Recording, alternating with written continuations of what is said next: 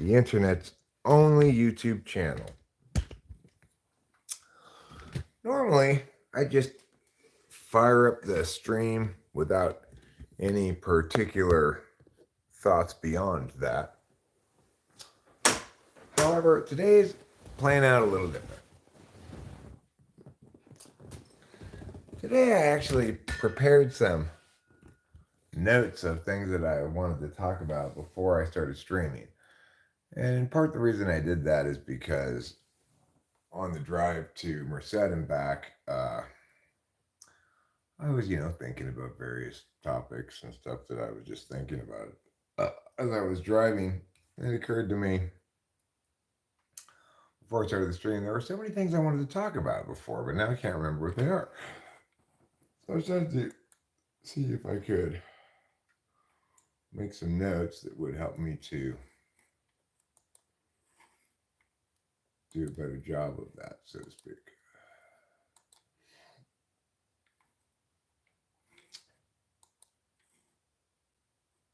And hi, Daniel Berry Sports Highlights. Hi, Hambone. Yes, R.I.P. Bill Walton. Lori G asks, how is Trouble? Trouble is at the Veterinary Medicine Center, and he will be staying overnight. In fact, they're putting he had an abscess where something bit him. They're not sure what bit him. I'm not sure what bit him either. Mavs in 6. Not an unreasonable projection there, or prediction, I guess I should say. Prediction from projecting the current situation in that series. I expected a little bit more from the T-Wolves. The Mavericks are a surprise in this whole equation, really. I don't think anybody thought the Mavericks were going to be this close to the finals. A couple of wins away or a win away, I'm not sure, from the NBA Finals, where presumably they will meet Boston, I guess. So anyway, Trouble is currently at the vet. He's actually spent the night, but they're going to put a drain stent thing into him as well. Now, I had my dog Lacey get one of those one time. And so they were like, okay, well, you have to come get him tomorrow and then bring him back on Monday to get the stent out, or Tuesday maybe. And I was like, oh, God, I don't want to have to drive down there tomorrow, get him, bring him back home with the stent, blah, blah, blah, blah, blah, right? But then she's like, or you could board him here until you pick him up on Monday. And it's only $130 more to do that. By the time I factor in the cost of gas both ways and the various wear and tear on me, the cat, etc., it just makes sense to board him till Monday. So I'm going to call him on Monday, find out what time I can pick him up. We'll pick him up on Monday. I paid for almost the whole thing in advance today. It cost $1,350, which, with the boarding, call it $1,500, right?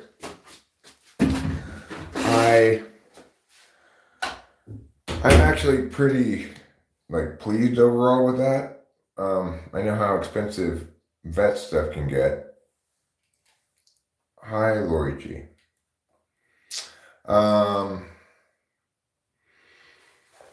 And so, anyhow, it wasn't broken. It did have an abscess, the bite. They could see the little puncture marks where he had been bitten, but they couldn't say exactly what it was that bit him.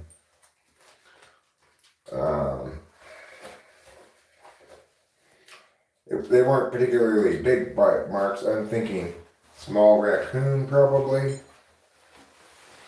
If it were LA, I would say a possum probably bit him. But I'm pretty sure we don't have marsupials around here because it gets too cold for marsupials, I'm pretty sure. So given that I don't believe we have any possums around here, I'm thinking Small raccoon, probably. The other thing is probably if it had been another cat, for example, it wouldn't have gotten infected. When you get bit by wild animals, that's a lot more likely to get infected than if you get bit by another domesticated cat. There are a couple other domesticated cats around here, but I heard that fight. There was only one cat that I could hear, and it was obviously trouble, you know. And the smell of whatever it had gotten, he was getting tingling with, it was very pungent when I got over there. That's another reason I think maybe it was a possum. Because I just don't believe possums live up here because it snows. I don't think possums can live in the snow. Hi, Sean Willis. Welcome back from Alaska. So, of course, we'll never know for sure because I don't have any cameras up around here.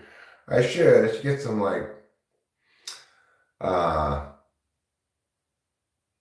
what do you call it? I mean, I could do a couple of different things.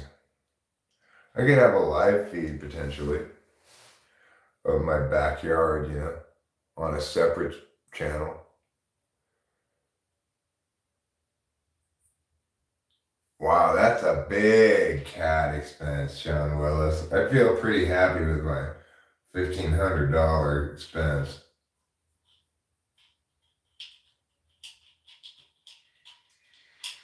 I'm very impressed with the vet. You know, she, well, I mean, the whole, I didn't have to wait long, even though it was like urgent care walk in. I still didn't have to wait very long. And I found the price reasonable. I guess probably because I'm comparing to what we would have paid in LA, which would have been more for sure.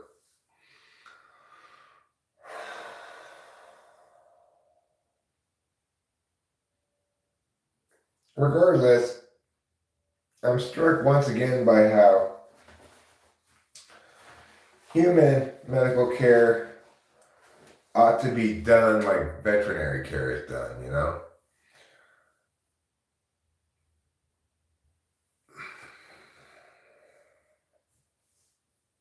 Like how many of us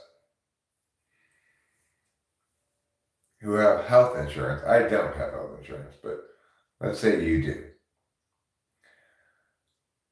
pretending that you only went to the doctor when you actually needed to go to the doctor, because say you had gotten in a fight with a raccoon and it had bitten you, and now you had an abscess that was getting infected in your leg. Well,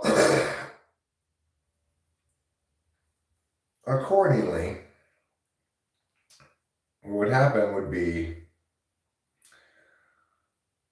that the price of healthcare, the whole process would be similar to how it is a veterinary, You go in there, you have a specific actual problem that you needed fixed, rather than just some sort of vagary. And they tell you, okay, it's going to cost this much if you want to get this fixed. Or you could do this half-ass solution for cheaper or something like that. And then you'd make a decision.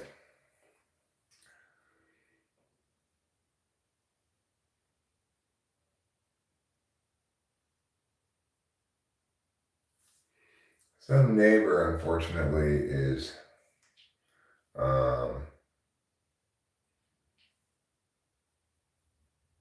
like weed whacking.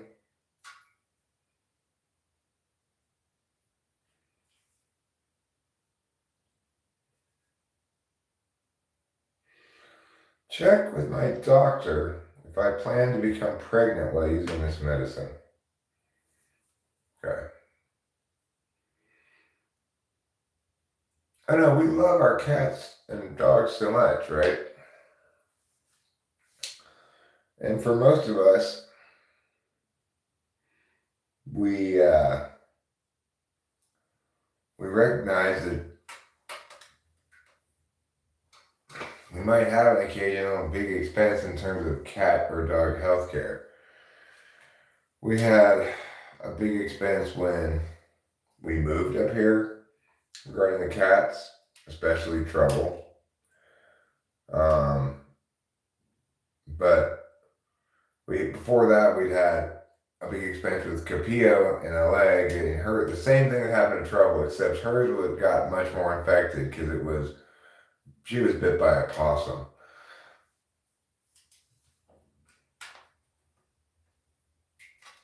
I think, and they have really filthy mouths, possums do. But like that dealing with Capillo was about the same amount of money, like $1,300 to get that fixed. 1,300. Call it 1,500 for this one because of the little bit of boarding.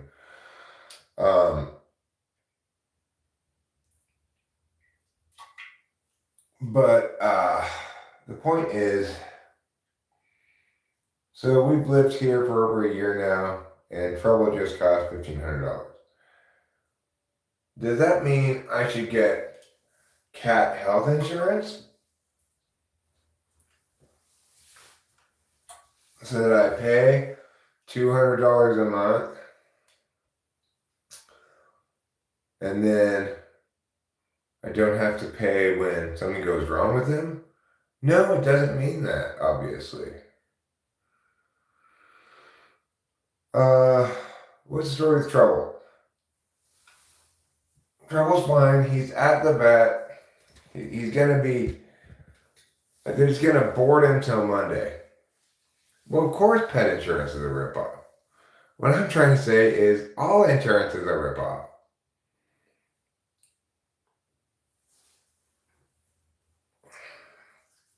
If it were a good idea to buy insurance, there wouldn't be insurance companies.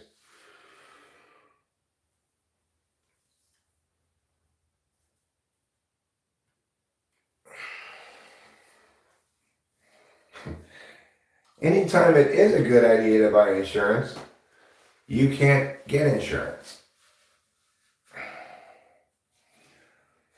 And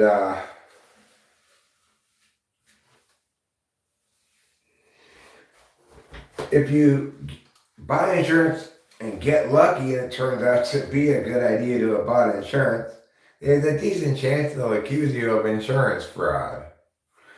Well, then I'll pick him up, because the alternative was, Pussycat, that I go pick him up tomorrow and bring him back here with a drainage stent in his leg and have to deal with that stent myself.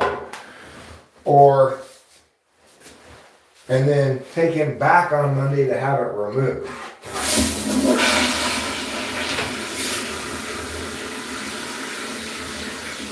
So instead of doing all that, I'm having them board him until then, and that's another $100, $130. But it's trying to factor in all the hassle and gas for an extra drive there and back, 2 extra drives there and back,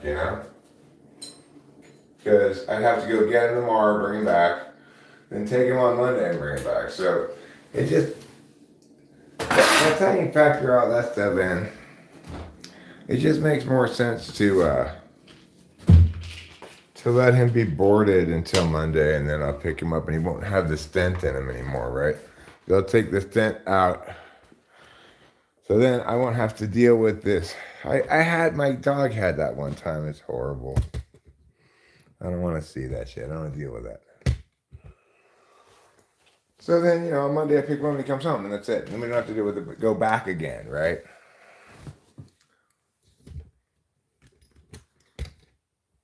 It wasn't broken. It did have an abscess. It was infected. He did have a fever. I could tell he wasn't feeling well.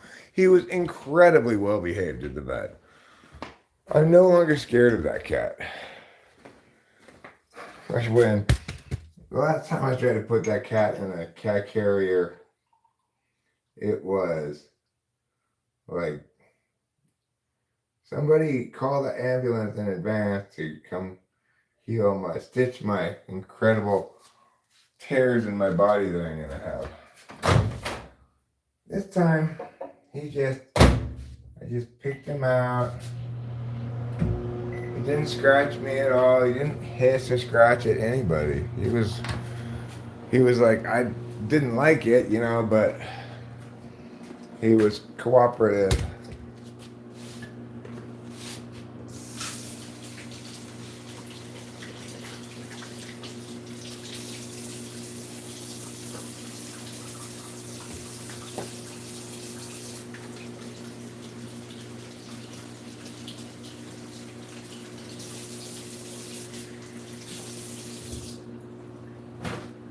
All right.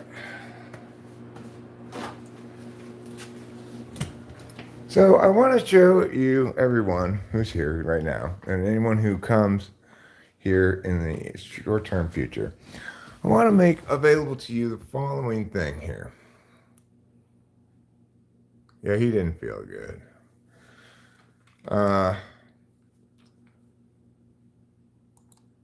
This. So these are some possible topics that I was thinking about. First of all, I realized I never finished my previous taxonomy of YouTube topics and stuff. So that's one thing I wanted to at some point discuss. In our previous discussion of various YouTube topics, I was just trying to sort of taxonomy the kind of topics and stuff that there are. Let me go get this beverage. Or actually,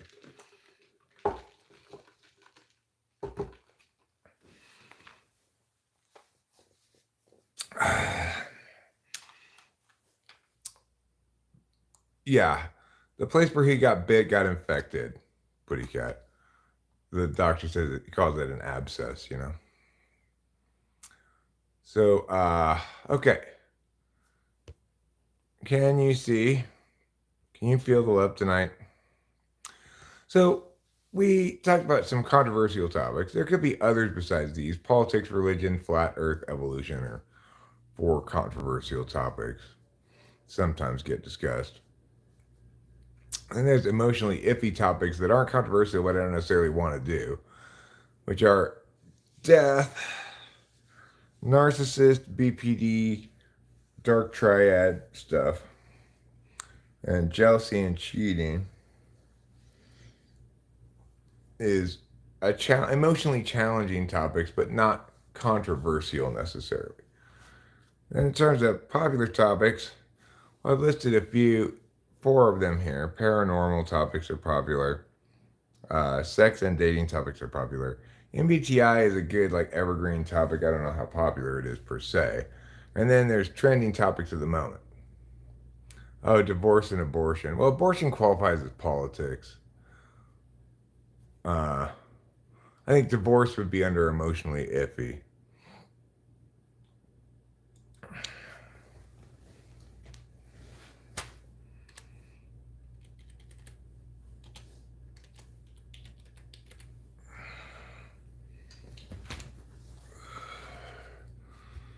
Divorce is a good one to add there. So then this one's called cherry sign. This is references something that happened on the drive over there. There's this sign that says cherries on it. And when you're driving that way, I'm driving away from here, I can only see the back of the sign as I approach it. It's after the thing that it's telling about, which is the cherry stand, right? So if you're driving back to my house from Merced, then you see the front of the sign, which says cherries. But if you're driving from my house to Merced, then you see the back of the sign after you've passed the cherry stand, and the back of the sign doesn't say anything on it. So it just, the first time this happened, you go, what is this wooden, what is this piece of plywood here? It looks like some kind of a sign, but I can only see the back of it. It's not normally here. It's not like a city sign, you know? I already knew from last time that this sign said cherries on the other side of it. Because last time was the first time I had done this thing, past this sign. And I made note of it last time, you know? Well, anyway, I thought it would be an informative example from which to explain, discuss knowledge functions and intuition functions. Knowledge function and say extroverted intuition is a function versus extroverted sensing. But I don't want to go into the specifics of it at the moment. Hi, Sam Clinton Network. Hi, Dab Daddy 99. I mean, LGBTQ, or I'll put. I don't think that's really a controversial topic, but I will put trans. I'll put trans up here. And I'm not sure if that's politics too, but I'll put it up here. I'll put, identity.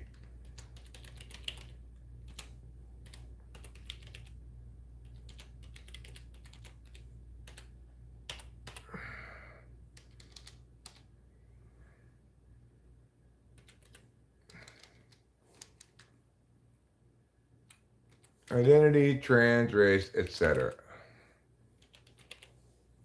All right.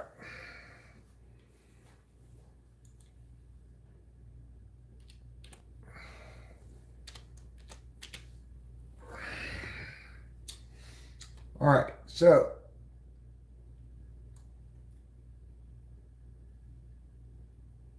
I mean, those are all politics things, really.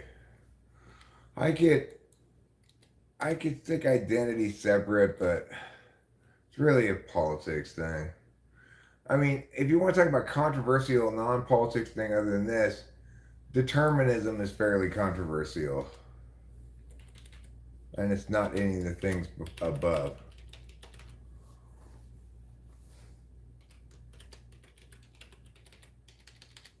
This is a topic that will often invoke a lot of fightiness.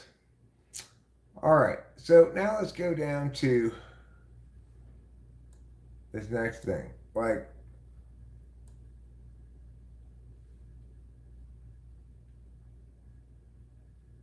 those are all politics, Putty Cat. Those are all political things, policy matters. Hi, that chill Billy dude. How are you? I'm sorry I didn't greet you. Hi, Go Get It 832. Hi, 5163 Up. Hi, Show Media.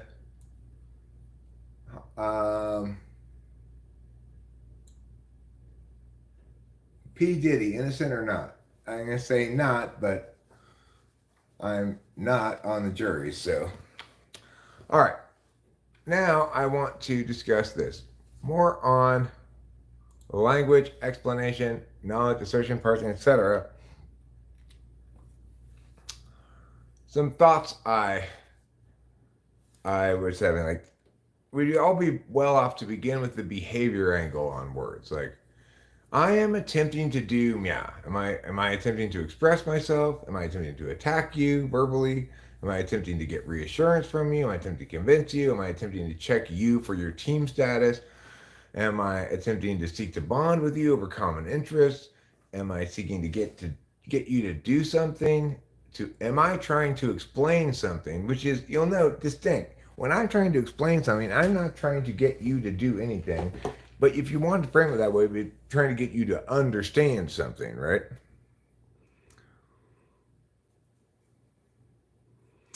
And then we're talking about explanations. What kind of explanations are there? There's really three kinds that I can think of. There may be more, but I think every kind of I mean, explain something. I guess it's educate you. Yeah. The thing is, I'm not necessarily trying to educate anybody in particular. I'm trying to explain something, though, right? There's a difference.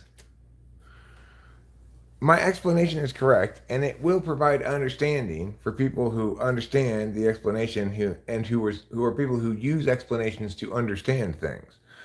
But not everybody uses explanations to understand things, and not all things can be explained. Not all things can be understood by an explanation.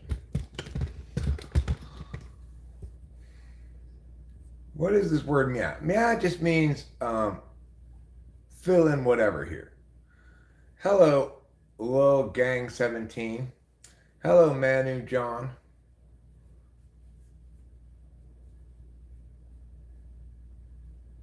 Right. I don't. For me, it's like I'm trying usually to, I guess, find common ground in what is correct.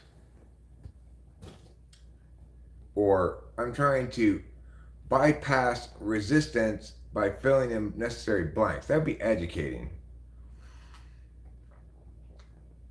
Hey, hey, hey. Let's not have any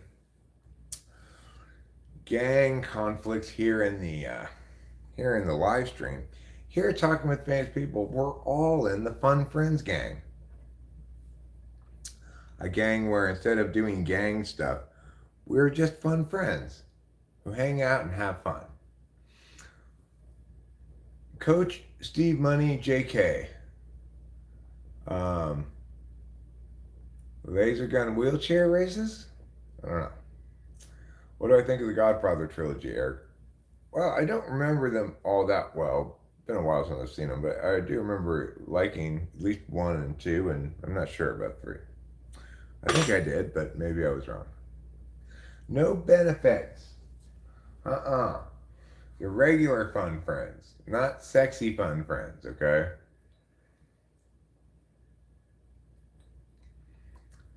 What do you think about J. Cole Strictly Dickly? I don't know what that means.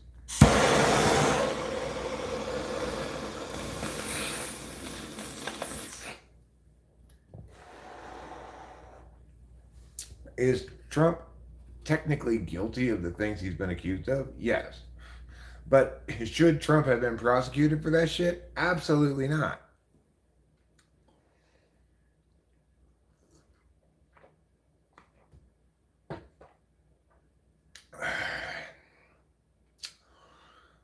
Friends with benefits just means someone you fuck that you don't care about very much.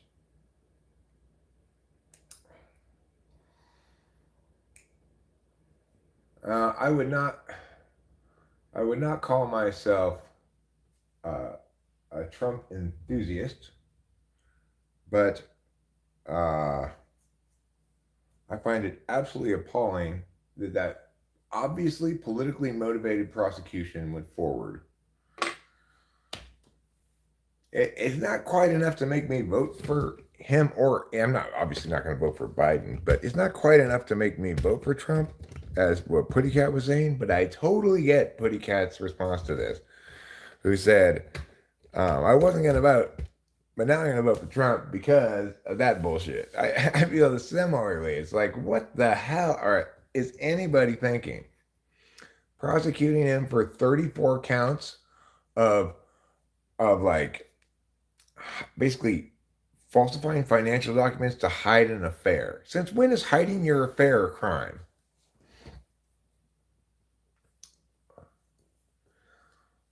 Why don't we like Biden?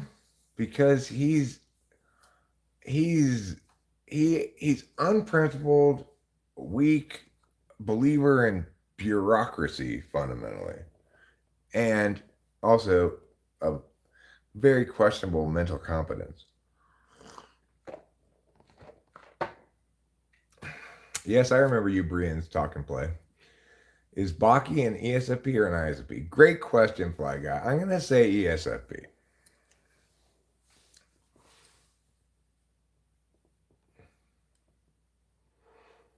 Paying hush money is perfectly legal under most circumstances.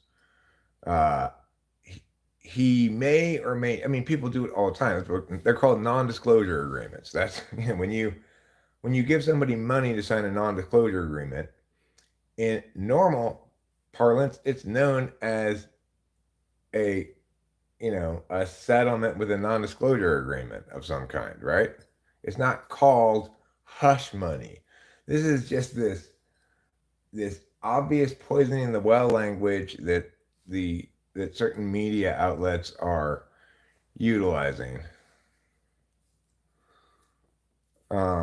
It's ridiculous. The point is, I get it if I don't know all the details of it, but I would only conceivably get it if Trump had misappropriated campaign funds for that purpose. I don't think that's what happened.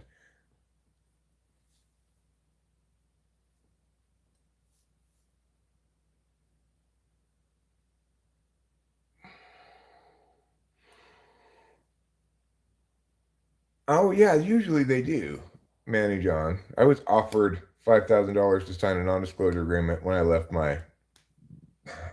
was fired in breach of contract from my job as director at um, Kudos. I turned down the money, didn't sign the agreement, and talked my ass off.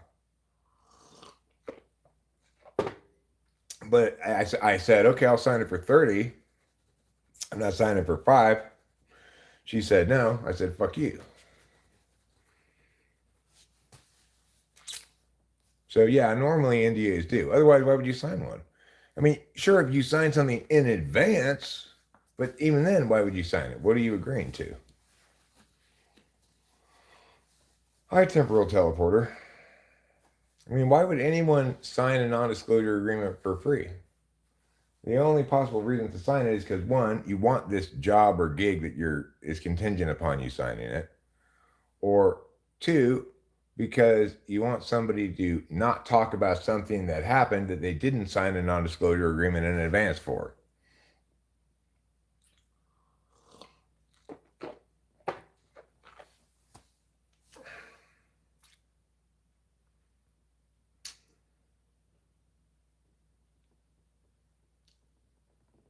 You can't bribe government officials, but you can bribe private citizens. Yes, correct. That's called bribing or compensating, incentivizing, whatever you want to call it. So, I mean, I don't think Trump's going to go to jail, in part because I think that the people who were gung ho about doing this all spitefully um, overplayed their hand. And to the extent that there are any intelligent people on that side of the political battle, they're going to say, this is backfiring. It's bound to backfire. Mad because bad. Rachel is in bed.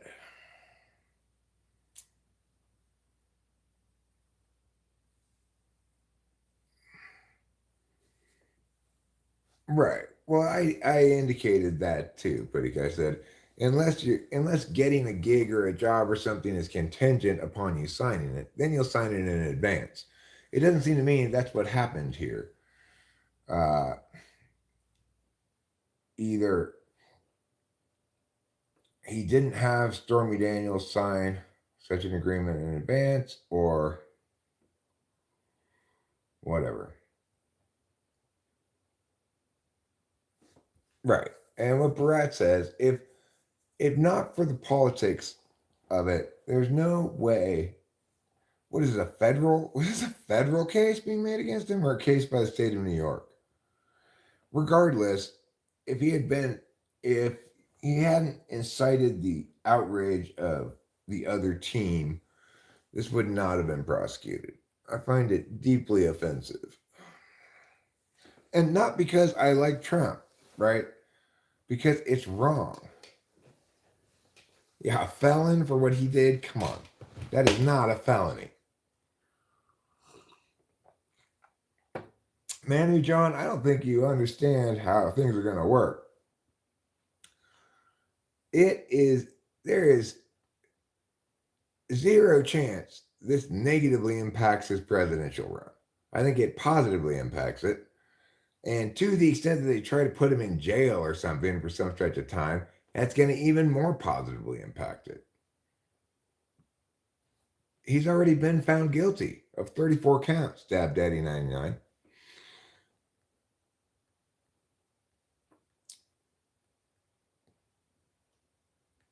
No, saying secrets of people is not forbidden. Absolutely not. Constitution protects the right to free speech. The only kind of speech in general that's not protected speech is if you're speaking the truth, your speech is more important than someone else's privacy, obviously. When you deal with one person who's all concerned about their own privacy, then they want control over information at the expense of everybody else. But that's why nobody has the right for me to not tell the truth about them. Nobody else has the right for me to be silent about them as long as I'm telling the truth.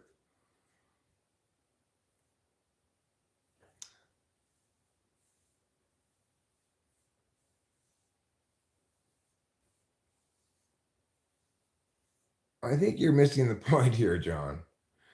If you'd like Trump to be prosecuted on tax evasion, um, it's, I suppose, conceivable, but that would require a federal prosecution for federal tax evasion, anyway.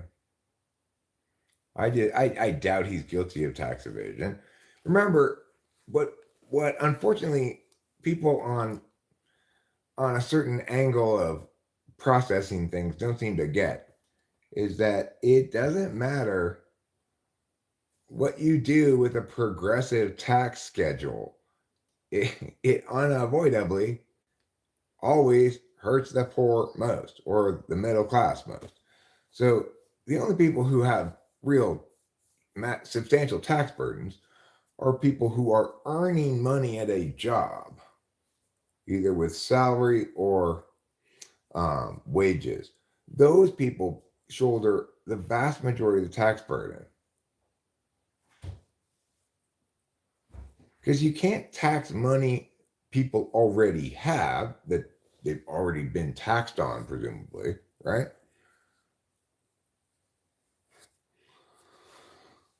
They're not tax evasion. It's a reality that existing wealth doesn't get taxed.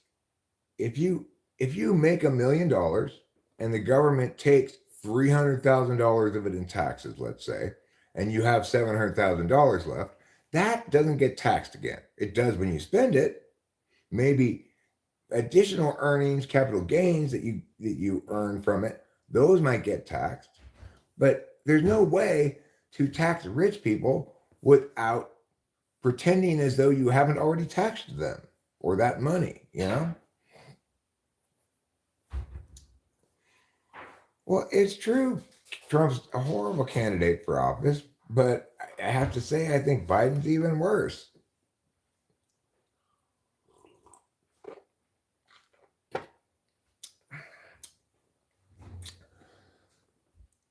Anybody who thinks high taxes somehow help the poor and hurt the rich is completely insane. If people if people were not so insane all the time, one thing that every American would be in agreement about, except for the very rich, is lowering taxes, changing the way we tax as well. This horrible, ridiculous, insane progressive taxation regimen that the United States has is just a nightmare. He's not a billionaire.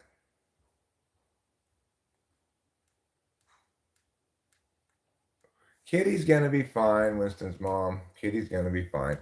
Unfortunately, Kitty is gonna have to stay at the vet until Monday because rather than go back to Merced, pick him up tomorrow with a stent, and then bring him back home. Go back to Merced on Monday to get the stent taken out and bring him back home. We are just boarding him over the weekend. Yes, Putty Cat, you are correct. The most and only really fair tax would be a sales tax that replaces every other federal tax. Because then you can get tax on every single thing bought and sold in the United States. And the people who spend the most money will pay the most taxes.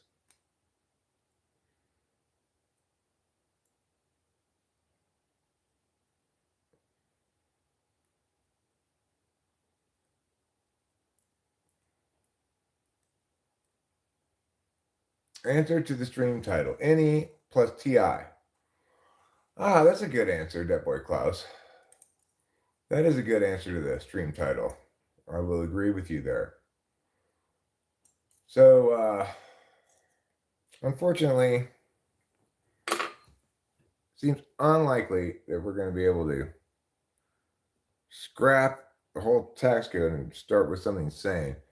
Like, probably the best case scenario you could ever get accomplished in terms of political will and effectiveness to accomplish anything in the federal government, the legislature, or whatever. Probably the best you could ever hope for is to get the capital gains tax eliminated. And even then, that would be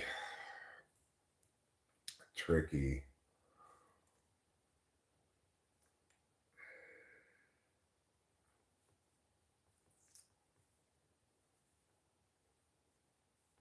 Maybe we could, I mean, in theory, you could write some very slow acting legislation that eliminates Social Security by meow date, but maybe you get that passed. I don't know. I don't know what you can get passed regarding tax reform.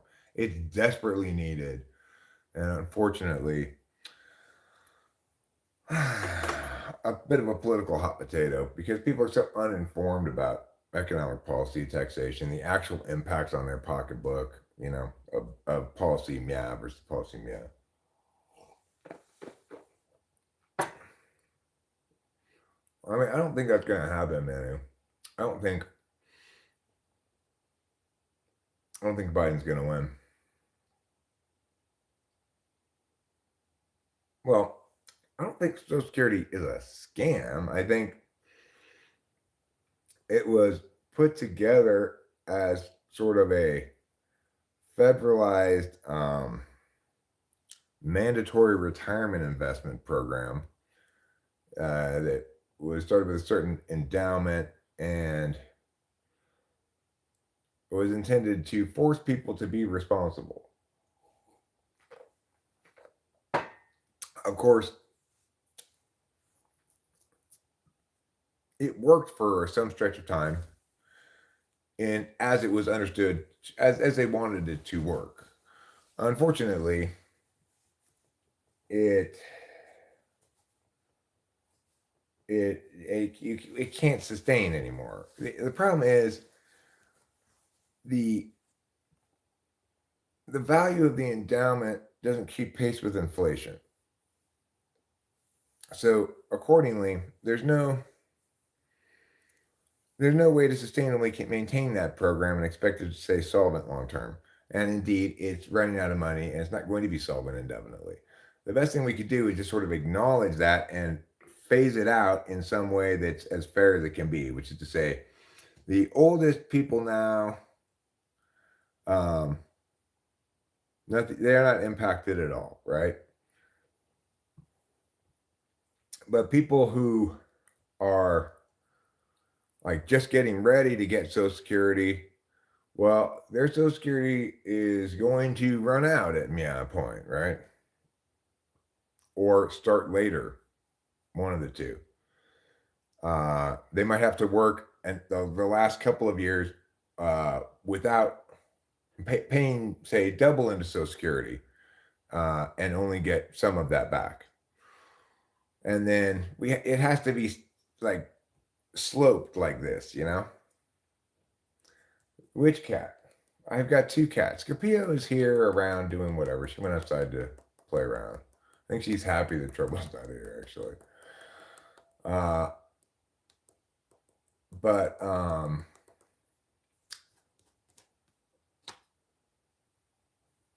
Jonathan says, I can't hear you. Can anybody else hear me?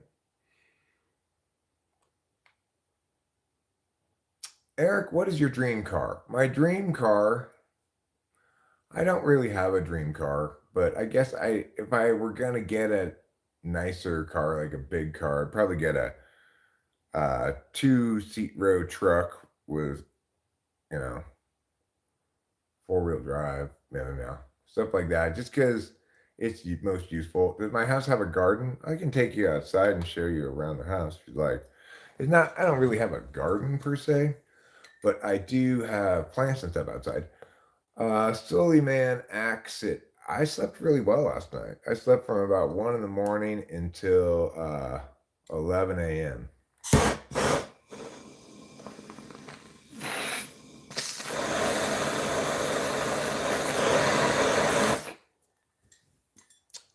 No, I do not want to breathe.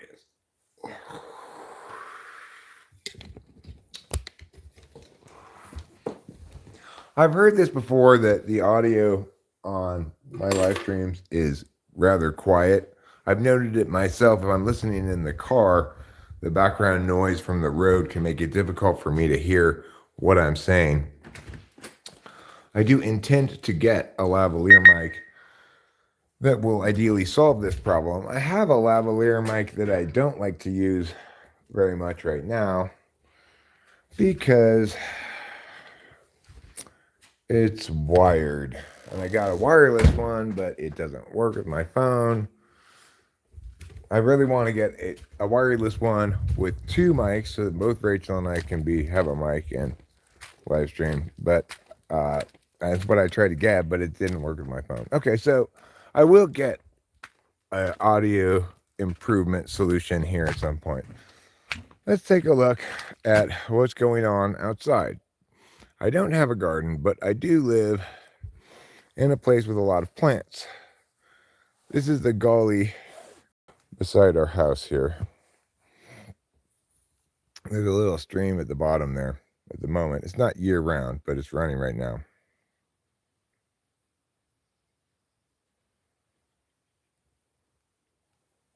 I'm 6'5". That's how tall I am. As you see, Rachel was drying some clothes out here, and it looks like she dropped one on the ground. She was taking them inside, I guess.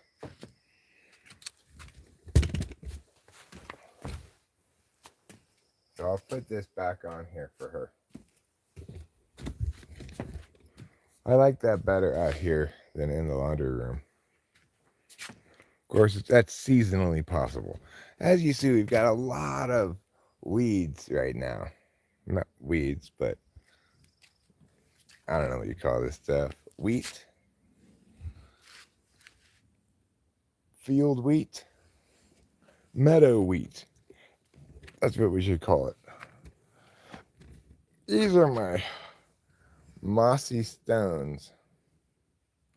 Now they've got a lot of plants growing up from them, though. A lot of meadow wheat growing. And these are some trees. They're kind of like big plants. Here we've got these white flowers. I don't know what kind of plant that is. Here we got some marijuana plants.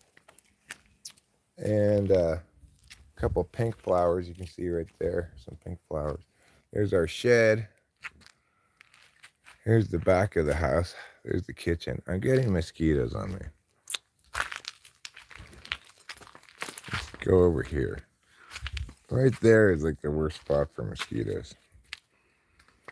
And there's my car, the driveway, and there's the road up there. See?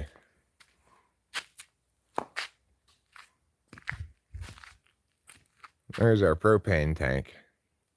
And this little road goes down to our shed down there.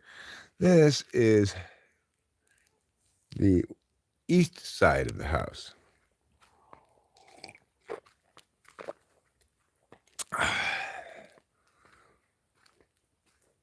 This is the south side of the house. Not over there. We were already over there. Is the west side of the house.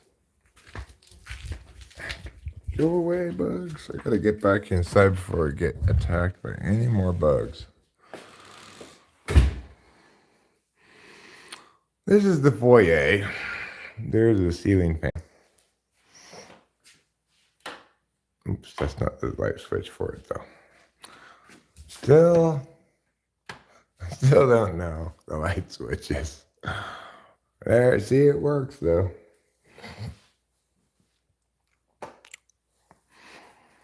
It's nice to have on. Kind of blows some air around a little bit. This is the living room. You've been in here before. This is my house.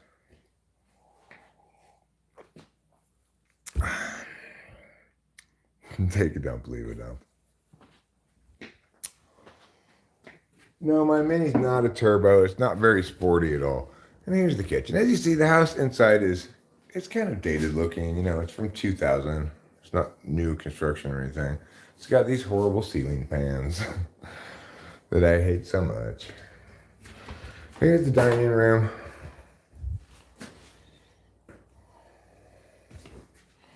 And this is the bathroom.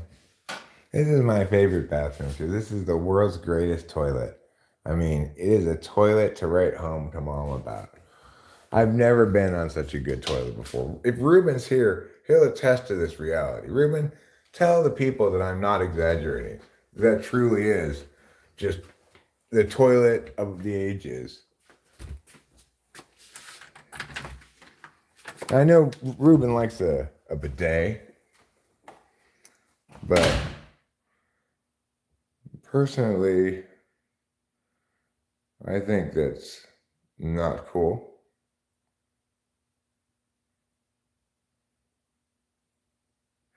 Thanks.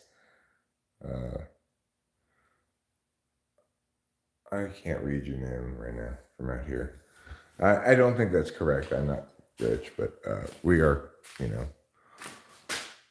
fortunately, we are lucky, but not rich. You have to have a lot of money to be rich these days with the cost of living, what it is.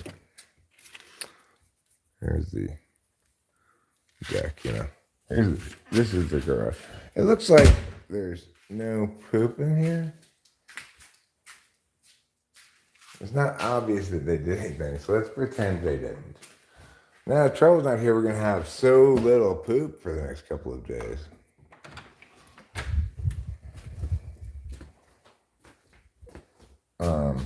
All right, here's the laundry room. The laundry room has this wonderful laundry sink. I love this laundry sink so much. It's so deep. It's great.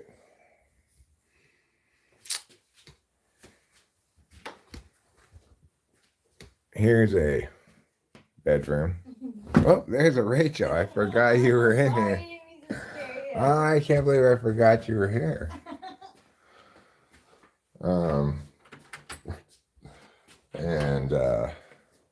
These are each mystery closets. Oh my God. What's in the mystery closet?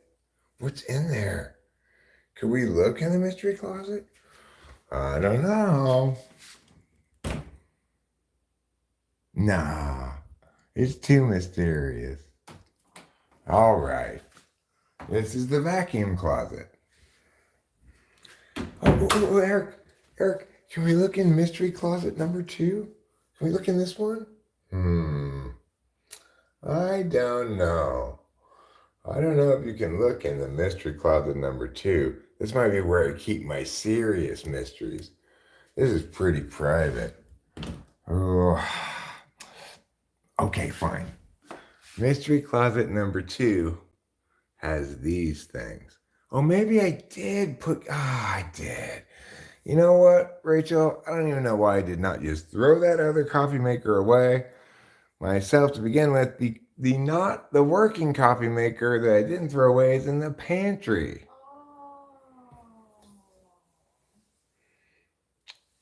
And as you see, there are other pantry items in the pantry. Things ranging from Diet Coke, which is just for guests, because Rachel and I don't drink Diet soda. Club soda, which is primarily for mixing drinks for people who drink alcohol when they come over. But I occasionally, if I'm desperate for a beverage, if you like drink every beverage in the house, then I will occasionally have club soda. This is called Mystery Closet number 3. Ooh, look at this mystery closet. It's got a slanty roof. This is called the tech closet. It's got all the wiring and stuff in here for the internet.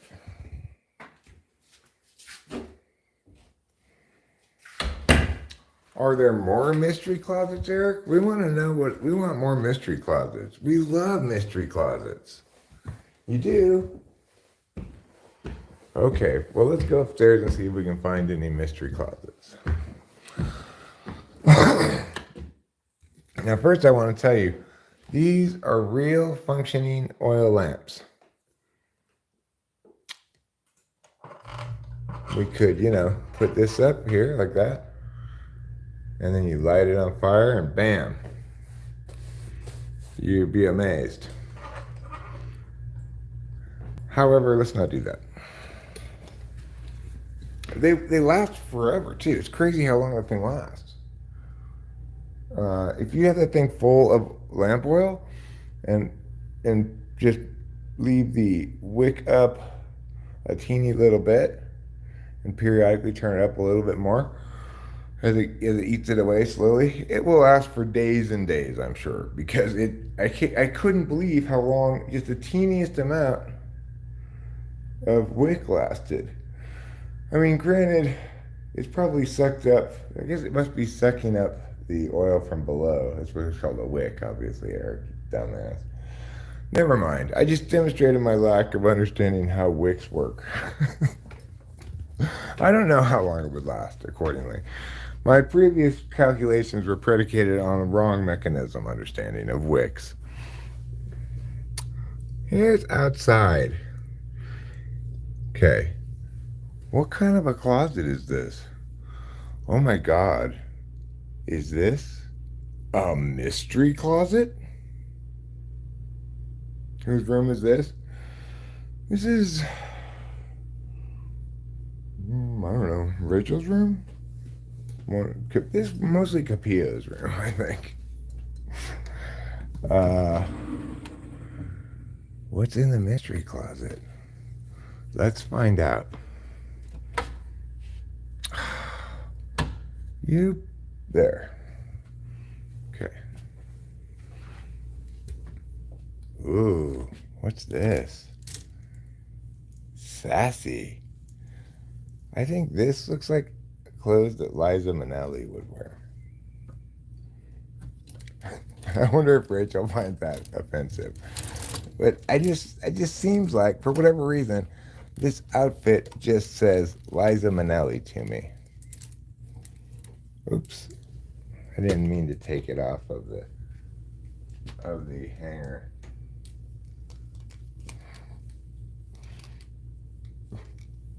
We're playing Let's Look Through Rachel's Clothes. I bet Rachel doesn't love this game. But you know what, sweetie, it's fine. I'm putting my fashion skills to work, okay? I don't think she's ever worn this. It still has the tag in it.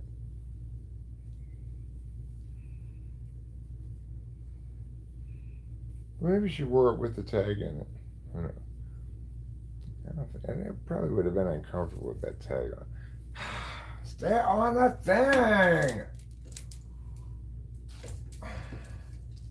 Like, what's wrong with you? There, that's better. That works better. Alright. Let's see what else we can look at in here. Let's take a look at this. I like it. Looks good.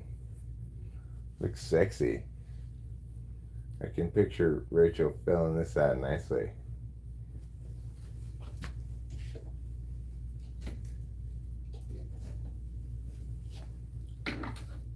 Pink. What good taste in clothing Rachel has. Like, there's nothing in here that makes me go, ew. I'm impressed, because I'm pretty judgy. What is this? That's a wedding thing. I'm pretty judgy, but I like this stuff. She's got good taste in clothes. Alright, let's look over here. She's got some sweaters. Everybody needs to wear a sweater, yeah. Ooh, I like this sweater. That looks like it's straight out of the,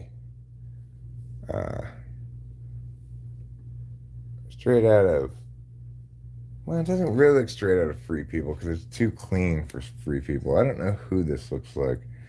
It's kind of, I don't know enough fashion names to know who it looks like. But this is a cool jacket.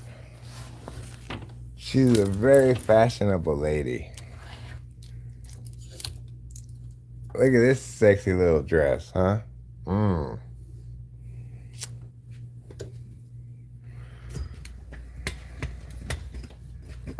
Okay, now let's go look.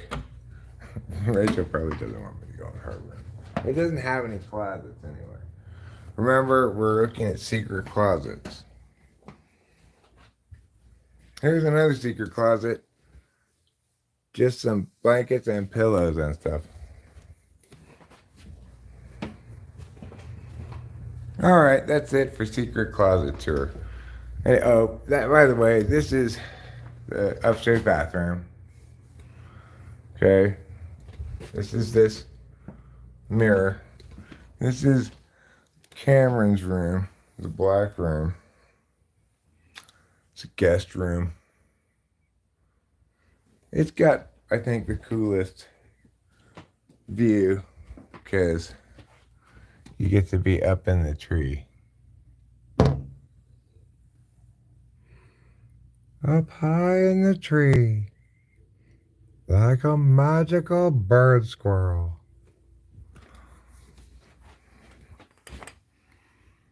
You could look at the neighbors, though.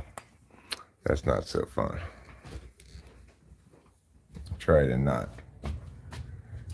I try to pretend like those neighbors down there are not there.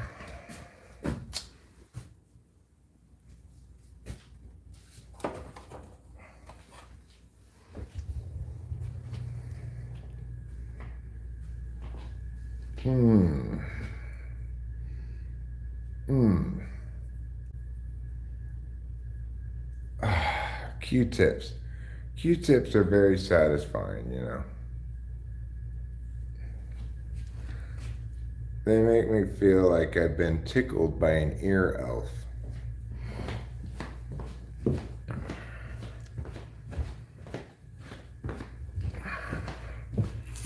All right, now we're back down here where I can read the chat and engage with you fine people.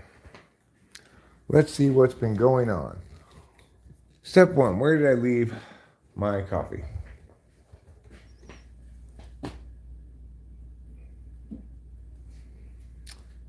Show us the room that you didn't show? You mean Rachel's room? The room I didn't show you. No, there are no firearms in there. Is Rachel's main room. And the reason I didn't show you it is because she's embarrassed because it's messy.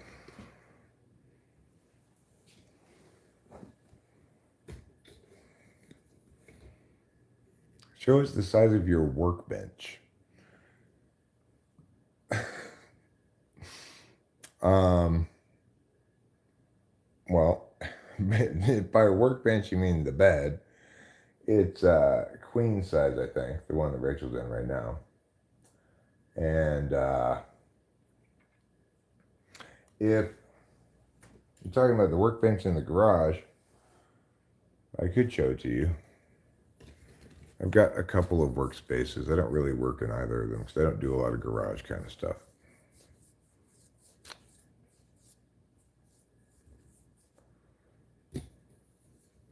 Hi, Chamander X. Yes, I'm doing fine. So Rachel's room doesn't have a closet. We're just on 1 acre, Barat.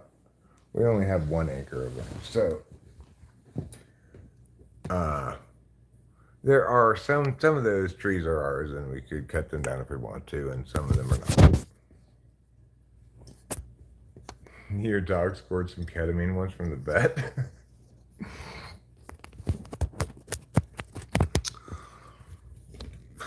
Good dog. I mean, that would be. I would be like, you are such a good dog.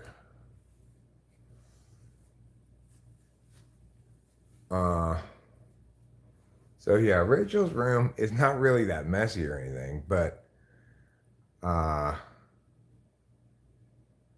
unlike me, or unlike downstairs, she's likely to have, say, uh, empty food wrappers on the bed. She's likely to have, say, half bowl of chips on the thing next to the bed. She's likely to have 4 empty cans of iced tea next to the bed. She's likely to have a couple of glasses in there, maybe. And then she's likely to have her makeup kind of like spread around on the floor in front of this mirror that she sits in front of in there, the big mirror. So I think she feels like she doesn't want me to show her messy room. But it's like, I think, yeah, not even that messy. It's just lived in, you know? Nobody's judging. They're not that messy, really. But because I don't think Rachel wants me to show it, I won't. For how much would you sell there, hypothetically? I mean, I would say if we were going to sell and move, then I'd want to get at least 500,000 for it because that's what we paid for it.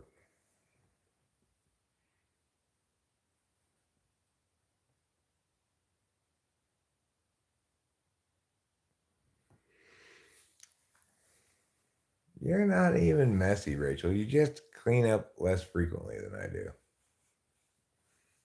And there's nothing wrong with that. So, but I also don't want to run afoul of your tool function. Yeah, it's in California. It's right near Yosemite in Mariposa, California, which in Spanish means butterfly. So if you were from Mexico, you might think um, that we live in Butterfly, California. Fun fact. Thanks, Lori G. Thanks, Barat. We try to keep it, nice and not too tore up or anything. It gets messy sometimes, but we try not to be dirty. I think the answer is cranberry juice. The answer to what? The answer to all my prayers. I mean, that's what I think we got a good deal on it personally at 500.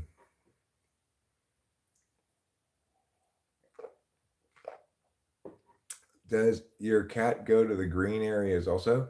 Yep, there are two cat doors, one that leads from the house to the garage and one that leads from the garage to the outside. So I feel comfortable with the cats going having direct access to outside like that um because there's this middle space called the garage, this airlock, you might call it. That should preclude any like wild animals coming in to eat cat food or something because the cat food's way over here and the garage is way over there. So I feel good about the cat solution for them to get in and out as they see fit.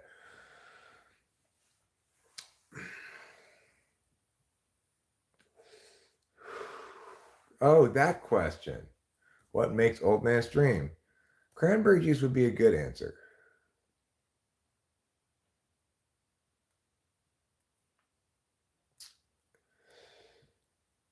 Well, Barack, I was worried about this when we first moved them here, you know. And in fact, when we first moved them here, there wasn't a second cat door. They couldn't get all the way outside. They could just get into the garage. And we tried to keep them inside for a little while until they got used to their new home. But then they wanted to go outside, and we just let them outside. And I used to worry a lot more that they were going to get attacked outside, or they were going to get eaten by something, get lost, or anything like that. But now that we've lived here for more than a year, uh, like a year and coming up on a year and a half, I would say that the cats know their grounds well, and they have their habits now, things they like to do. Generally, one thing they both seem to be enthusiastic about, although Capia normally is responsible for this part. They don't hang out together that much. They're not very good brother and sister, frankly, to each other. I wish they were better. But what they will cooperate on is anytime there's a catch. So unfortunately, Capio's quite a huntress, and she'll bring in a lot of small animals, mice, moles, what have you, and then all of a sudden the cats are best of friends. Hey, let's torture this little animal together, they say. And I try to stop them, of course, immediately and save it and put it outside or whatever. But it's horrible. It's horrible murdering little kitties. Well, what are you going to do? It's like that's what cats do.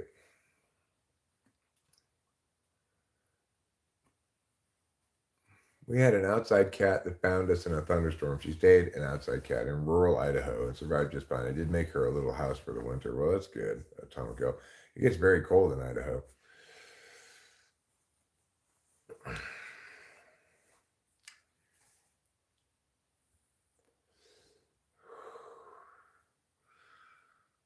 So,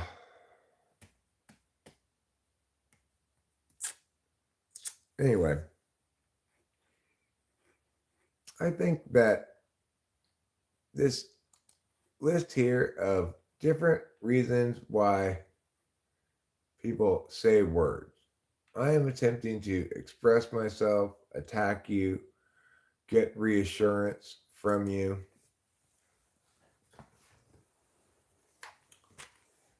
And I'm going to frame them all like a certain thing. Convince you, check you for team status, seek to bond with you over common interest. I put the you in all of them. Get you to do something, prevent you from doing something. Let's convince you, sort of, but Not necessarily.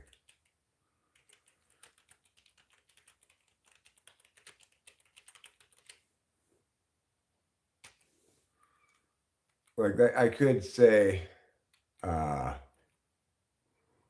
could engage you in conversation purely for the purpose of stalling you as a means of preventing you from doing something. And the words are unrelated to the goal of mine. Explain something to you. Let's put,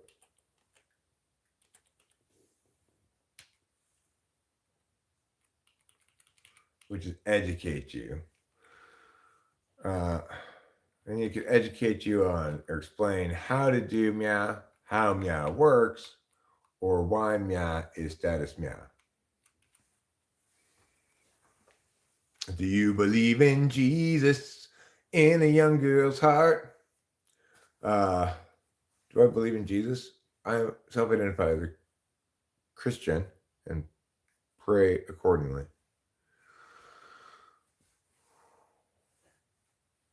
Cranberry juice is a decent sort of source of magnesium. Good to know. Quiet crowd tonight. Well, we have not a huge turnout. Uh, you know, we've had meow numbers on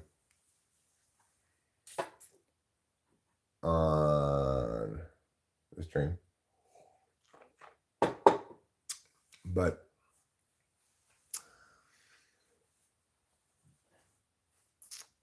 so I will put this on screen so that everyone can see it. If you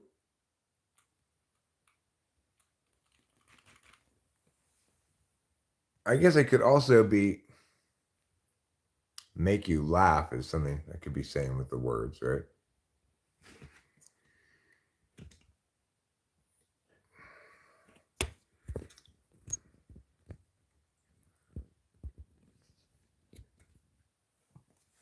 What do you think?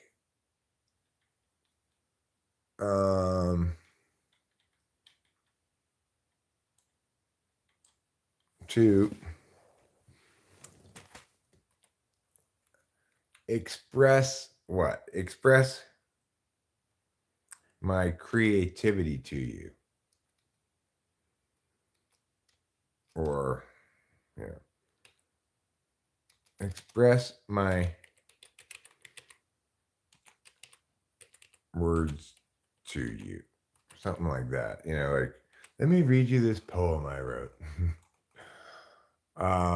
In that instance, the only purpose of it is to express my creative words to you, to have you experience my work.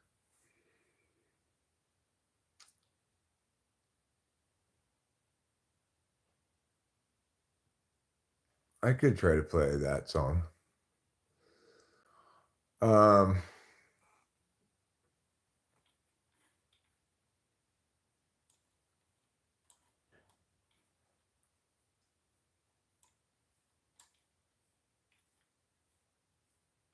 Let me move this a little bit. Yeah. So, which of these things do you think for you seems like the most important? The most important, yeah. The most significant reason why you use words. Or to ask a question more interestingly or specifically so they can be more meaningfully answered, I guess. What do you think I mostly use words for?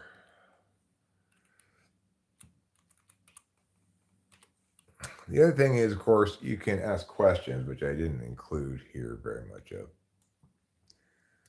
To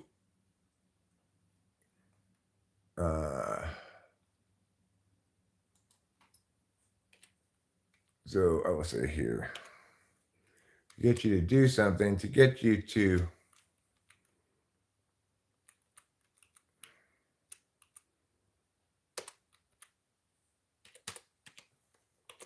to get information from you, or to get you to establish a position,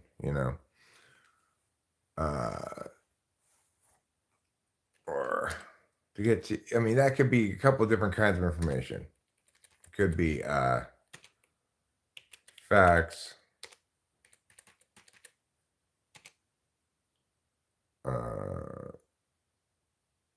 definition,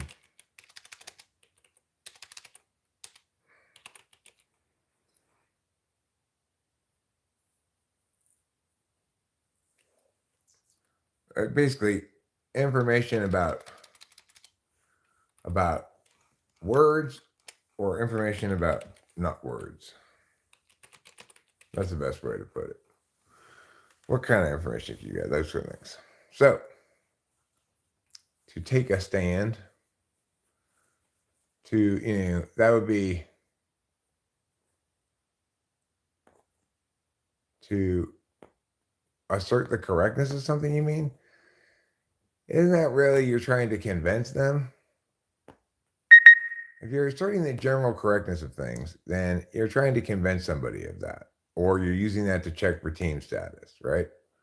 That's what I'm trying to do, is remove that neutrality from the equation and make it be I am saying these words to you because I want you to meow, right? So now let me move this away, and let me put this here on me. Okay, here we go. To manipulate your behavior. Well, that's going to be to get you to do something or to prevent you from doing something. Because we like to pretend that we like to use a lot of passive voice, really, is what it boils down to.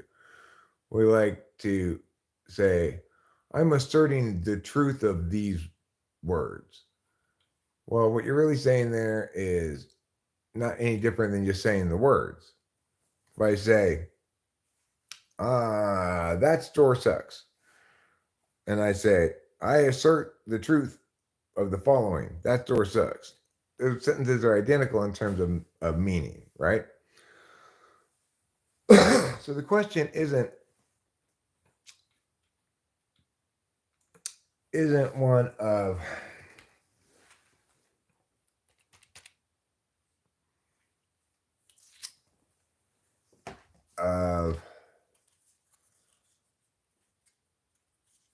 the question is before that. Why am I saying these words to that person?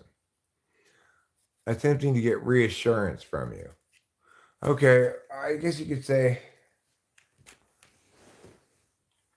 attempting to get reassurance from, okay, well, attempting to get absolution / reassurance from you.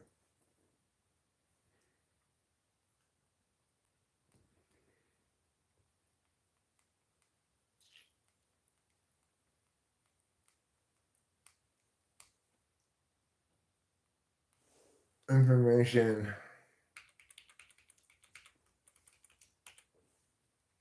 about their words, or information about their not words. All right. So let's look at this again now. Yeah, well, I'm trying to taxonomy the different actual purposes of the reasons why people speak. What they're actually trying to do when they say things is not always what they're trying to do explicitly, right? So one thing that should be on this list is to provoke an emotional response. Attack you is too vague, right? So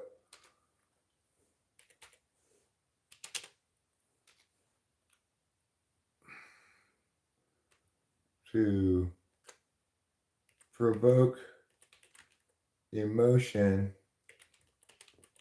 in you. This includes most forms of trolling.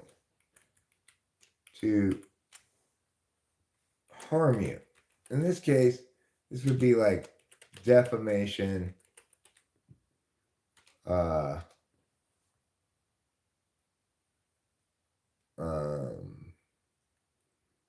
discrediting, defame, discredit.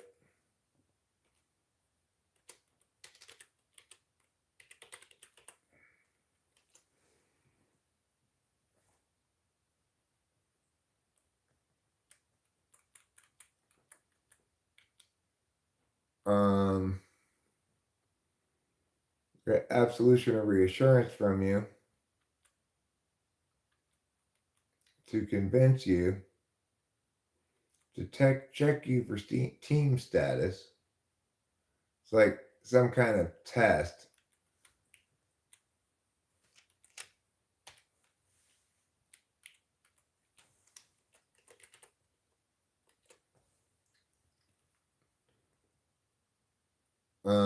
Like, boy, I sure do.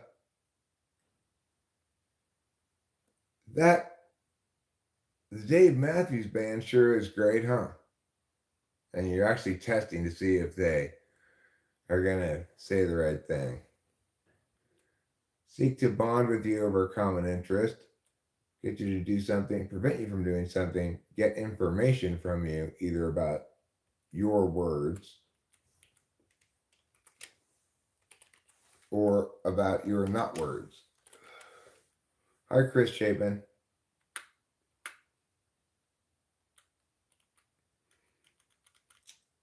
Explain something to you. How to do meow, how meow works, or why meow is status meow. So I'm attempting to do what when I'm saying these words? Well, I'm attempting to explain something. Uh, I guess I'm not really attempting to explain something. I'm attempting to catalog something, or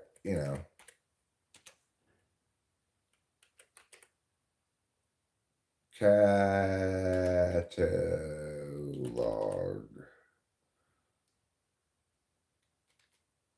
Oh, you know. How to do meow, how meow works, why meow status meow, what meow encompasses. There.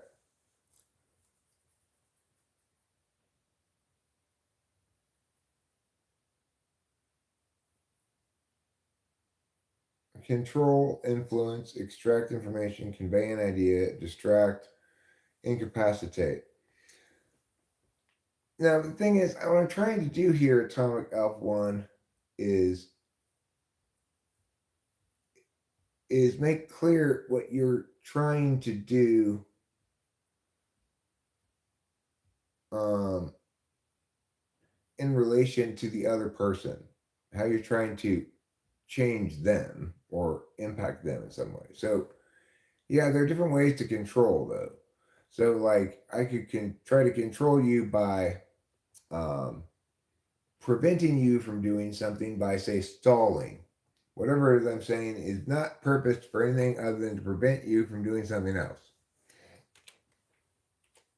That's a form of controlling. But you'll note that it's a different form of using words. So in that instance, you can't really link meaning to purpose at all. Whereas, for example, if I am trying to defame or discredit you, you can check the meaning of the thing, which is negative accusations of some sort, and check the factuality of it and see that it's meow. In the in the other instance, you can't check any of those things because the person will just can be totally saying perfectly innocent, normal things, right? That are all correct, true, just, right, and fine. And it's not informative at all about the purpose of the person saying the words. So that's how I'm kind of trying to distinguish between the things.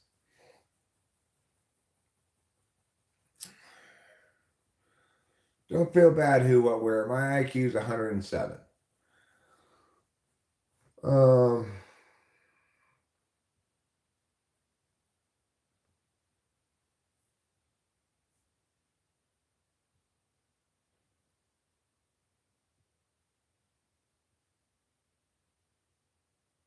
Yeah, I think factuality is a word.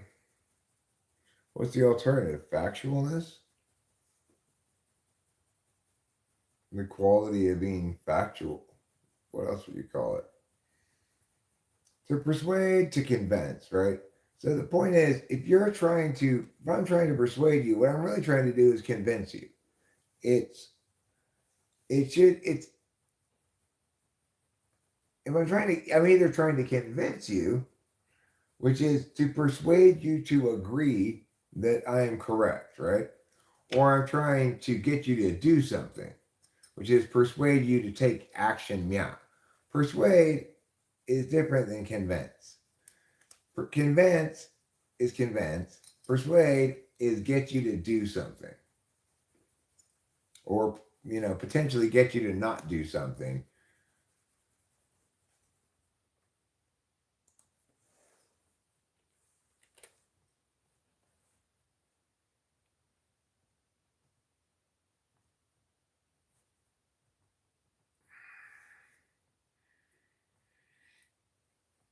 So I tend, when I'm thinking about these things, I tend not to reference anything. Right? I just there may be somebody's already done all of this, but I'm just gonna, of course, not reference anything at all. I'm just thinking about the idea and writing some things out.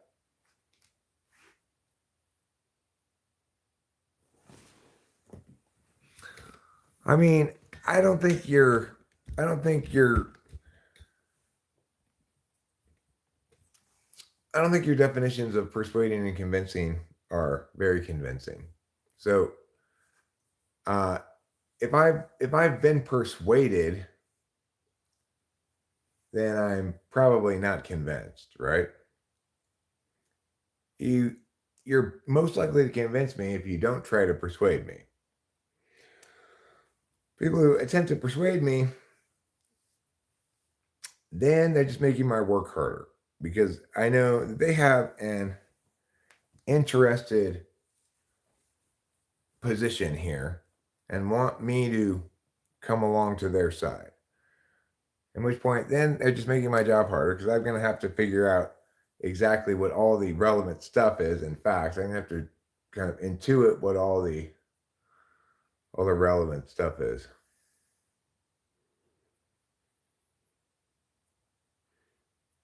I mean, the thing is, atomic F1. Think about it this way. Let's say I believe the Earth is a globe, and somebody else says the Earth is flat. I might say, okay, well, if you want to convince me, here are some criteria you need to meet before I could be convinced. First, you need to have an alternate explanation for the seasons than the one that is easily intuitively understood because you can model it with a light and a basketball. Okay. So that might be a criterion. Let's say that it were a simpler question than that. I might provide just one criterion. And I said, all you need to do to convince me is meow, meow, meow.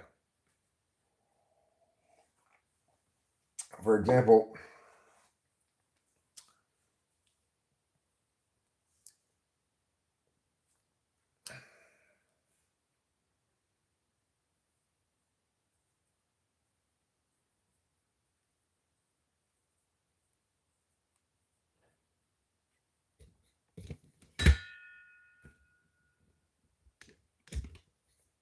I'm just getting distracted by what I'm reading in the chat.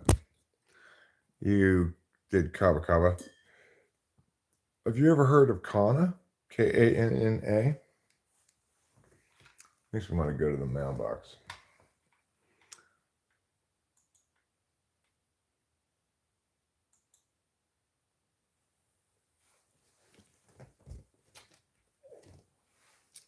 So, for example, if you want to convince me that there are Sasquatches, you're going to need to find a living specimen or at least a dead specimen and allow broad public examination of the evidence, etc.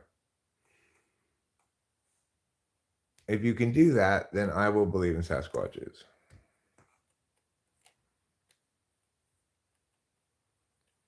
That's like being fair, right? You you ought to be convinced because I am correct. If you want me to be convinced, you need to be correct. Persuasion is something that implies there is no correct or incorrect. It's in some way, it seems to me. I don't like the word persuasion. Uh, what am I Googling? What was I about to search? Everything's impossible.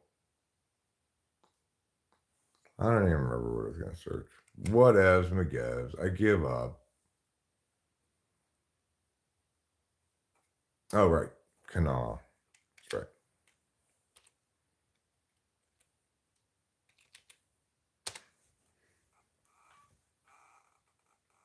right. All right.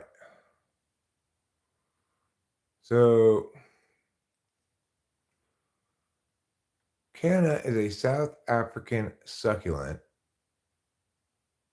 for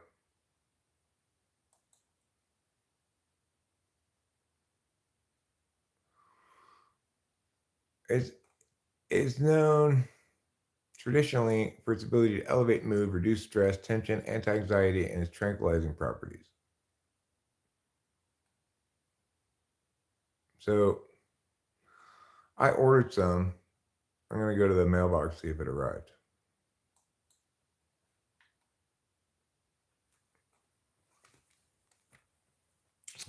So from what I understand, from the guy whose video I watched, and he's the guy who,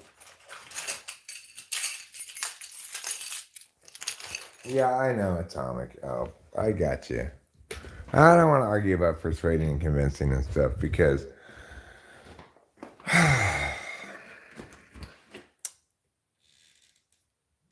you know, I've got strong opinions on the subject.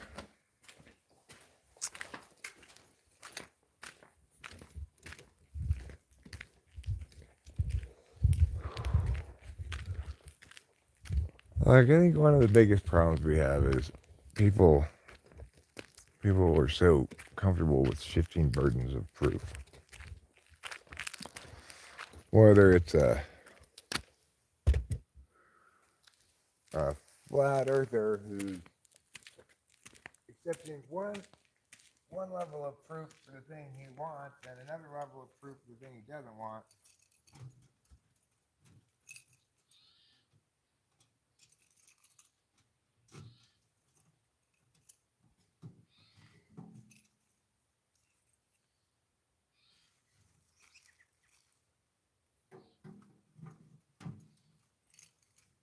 You dirty bugs. Get away from me, you dirty filthy bugs. I don't like you.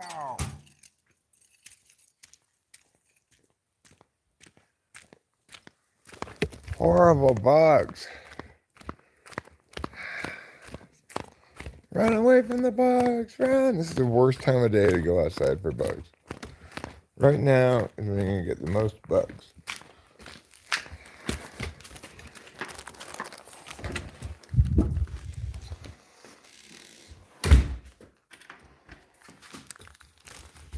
Compared to a lot of places, the bugs here really aren't that bad, but there are times of day when they're worse and times of day when they're not as bad. Let's see what I got here.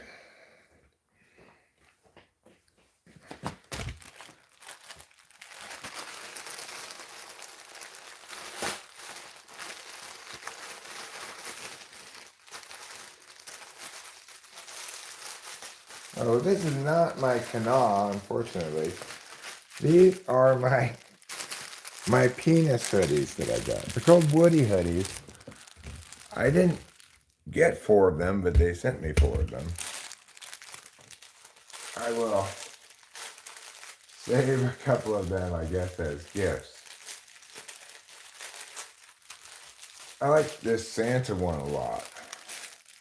I keep this Santa one. Now, you will not get to see me wearing this, obviously, but I will.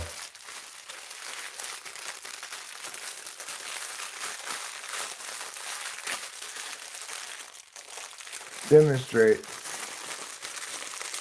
how it works.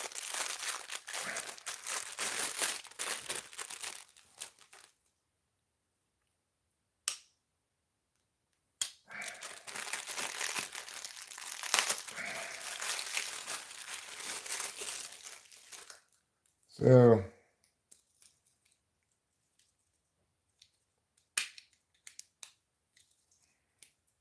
we'll see. First, you get a boner, I guess, and you put this on. See?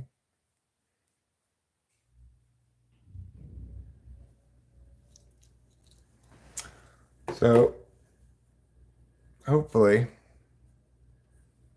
it's comfortable and keeps my boner warm. This will be a fun activity for um, for me and Rachel, I think. I like how it's got this, so my penis can put its hands into its pockets.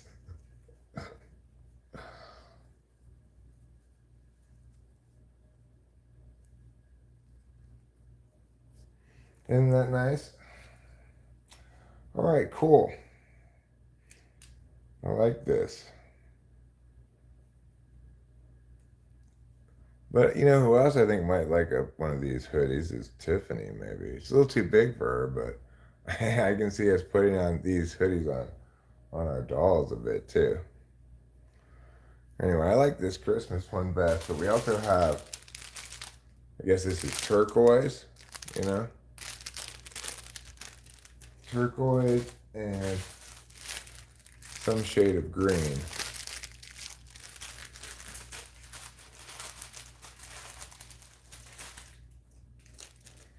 So maybe if you're lucky, Rachel, you get to see me wearing this tonight. In the meantime, you can go over this bottle of acetaminophen.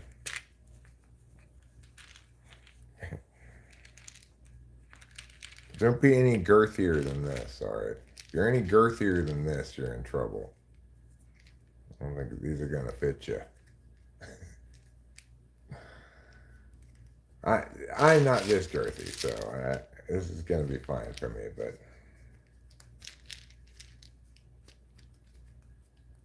come on now, get on there. You can do it. Alright, that's too big. I guess I just put you on here for now. You'll be my flashlight warmer.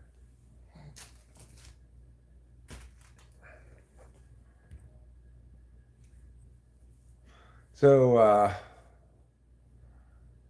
I will, I may even make a short about this. Advertise these people as me. If I could remember what the website is, it's called Woody Hoodie. Anyway, somebody came here and tried to sell me this basically by saying, we think that you'd be good to talk about our product, or it's a hoodie. He didn't tell me what it was really at first. I went and looked at it. I'm like, okay, yeah, this is funny. I'll buy one of these things. I ended up with 4 of them, so what do you know? I was supposed to get also a mystery box.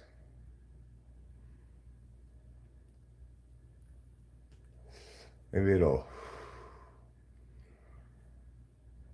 arrive later. I mean, the thing is, I get that acetaminophen is bad for your liver, but not if you don't take it too much of it at once.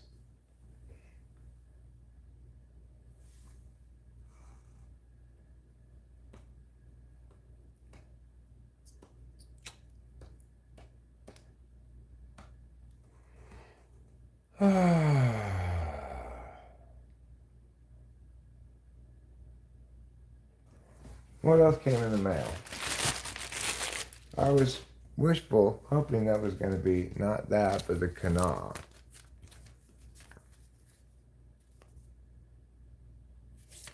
Junk mail. Junk mail. We don't want to go on your stinking cruise.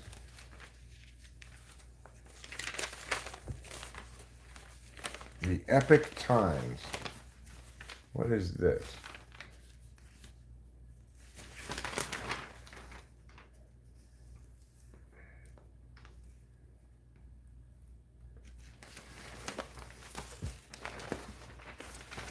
Looks pretty good.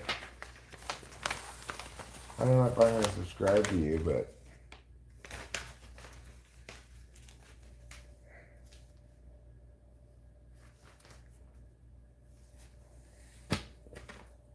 it looks pretty libertarian in its angle. If I'm being real, I have kratom for pain if I need be.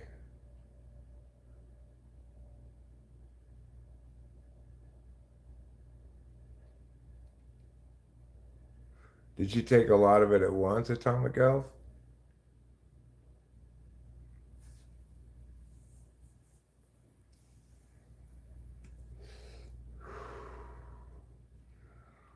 Kratom doesn't really have an addiction that has withdrawal to it, as far as I know. I don't think it's a very good drug.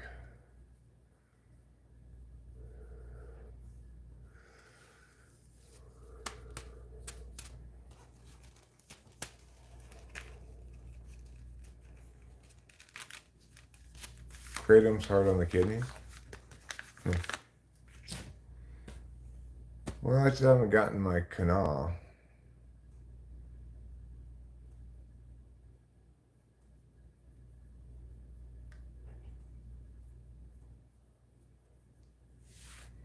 And how many did she take?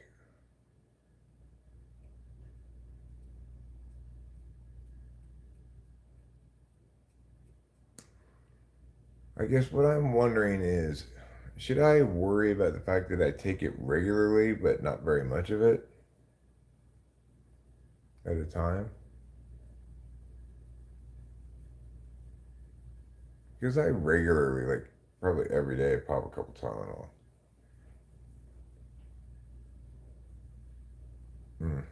Wow.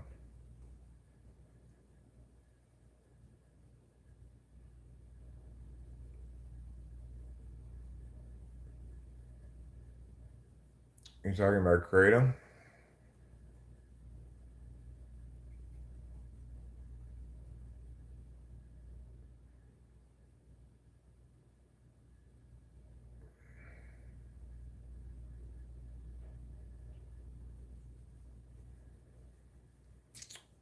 So, well,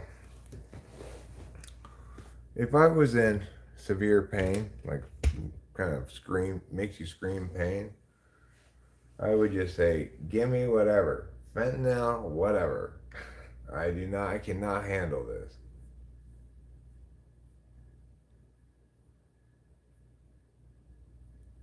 Hmm. Liver and kidney damage can add up over time. You have to weigh the quality of life benefit versus your age and other health factors. I mean, maybe I'll try to just take one Tylenol instead of two.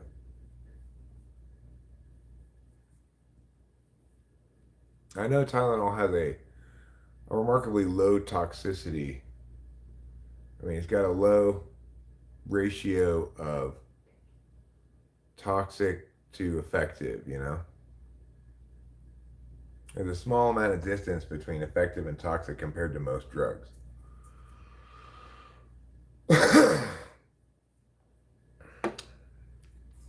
But you know what that makes me want to do? Pop a Tylenol. I'll take a couple of these vitamins instead. Because a lot of times I get like a little bit of a headache and I'll take a Tylenol.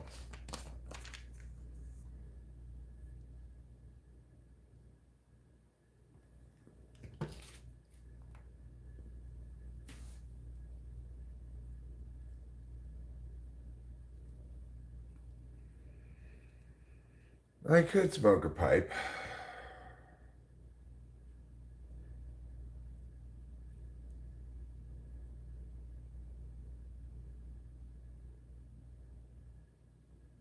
That's not out of the question. But, at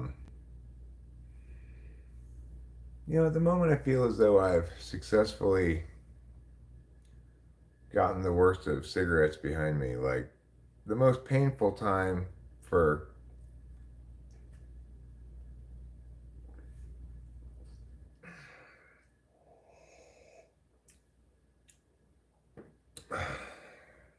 quitting smoking is the sooner to when you quit, right? It gets easier over time. And I think I will take one time off. I got a little car sick earlier on the way to Merced because when I went to click the directions to the place that Rachel sent me, I had problems because my Google Maps app needed to update. And I ended up looking at my phone too much as I was driving and made me feel car sick. Look at this wonderful kitty.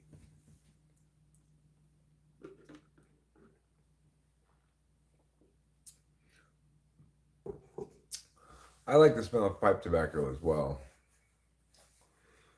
It smells so much better than cigarette smoke.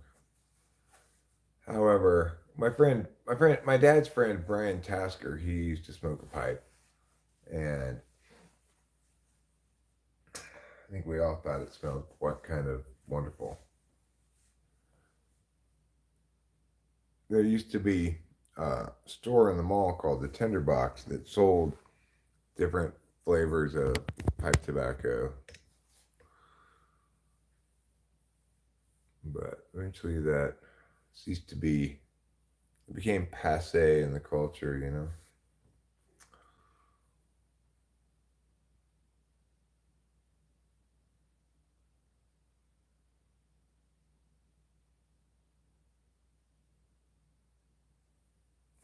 Pipe tobacco has more nicotine in my experience. But then again, I wasn't using a pipe. I was rolling it with no filter in a treatment center.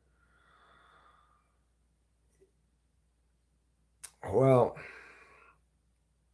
to the best of my knowledge, Atomic Elf One, uh, they no longer believe that tobacco causes throat cancer. They used to think that, but they don't believe that anymore. At least they took it off the cigarettes thing. So I don't know. Could be wrong. Maybe it's different for cigars and pipe.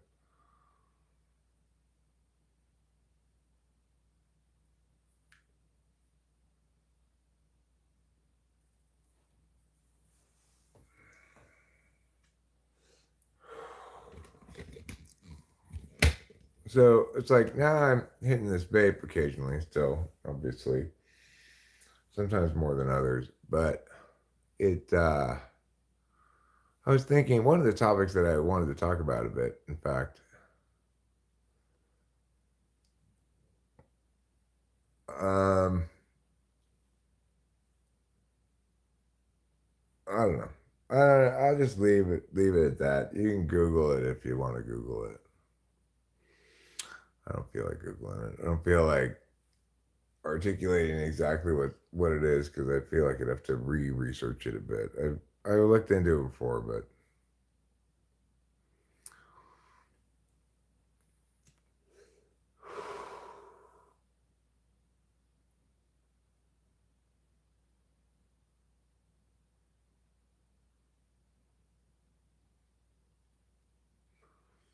if you have a healthy immune system, your body can deal with a lot of things. So the Atomic Elf one, well, that's probably true. I do feel that the science is not yet in really, in my opinion, considering concerning how bad vaping is for you. My body, the jury is no longer out on the matter. From a physical standpoint, I feel less negative impact from the vapes for sure than I did from cigarettes.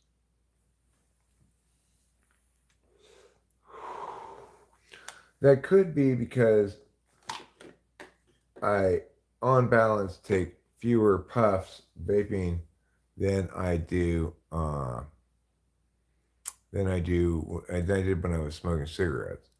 And the reason I'm pretty sure I do take fewer puffs throughout the day is that even though I don't uh, I don't have to go outside to hit this, whereas I did with cigarettes. It nevertheless remains the case that I hit this fewer times because a cigarette is like a timed experience event thing. It lasts as long as it lasts. You could put it out early if you want, take a couple hits, come back, hit it more later if you want, or you can stand there and smoke the whole thing, or something in between. But because it's a physical object that gets used up over time, you treat it in a certain way.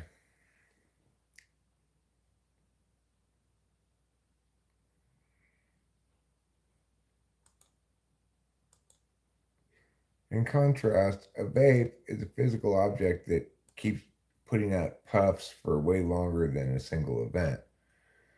So you just kind of change the change your relationship to the activity.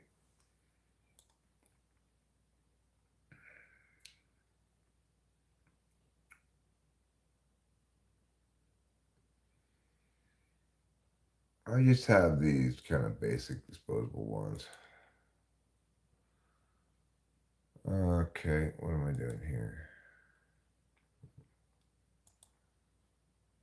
All right. Well, hi, Girly Pop. Hi, Colby Curtis. How's it going, everybody? Anybody who's newly arrived, hello, how are you? We've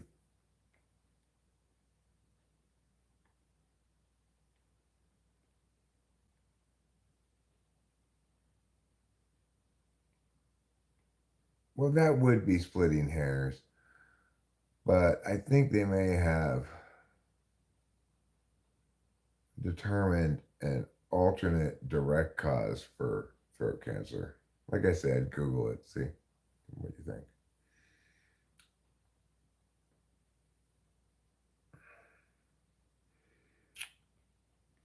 Um, I will keep streaming a little while longer. I'm feeling a little bit iffy because I still feel a little bit car sick from the drive to Merced and back in part, and because still a little underslept, maybe I'm a little under eaten at the moment. I could probably eat some more food.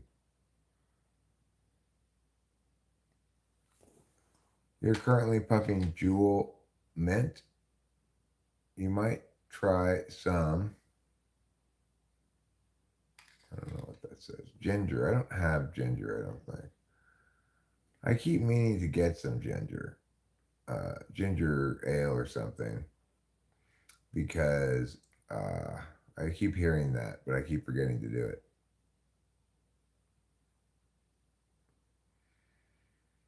Strawnana is your favorite. I just have tobacco flavored, and this one is supposedly unflavored, but it's actually kind of minty.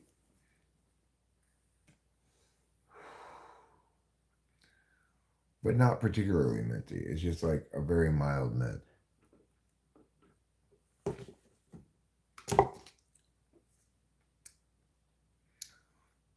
Antihistamines can help with nausea too, if I recall correctly. Can they? I think I'll take a couple of take a couple Benadryls.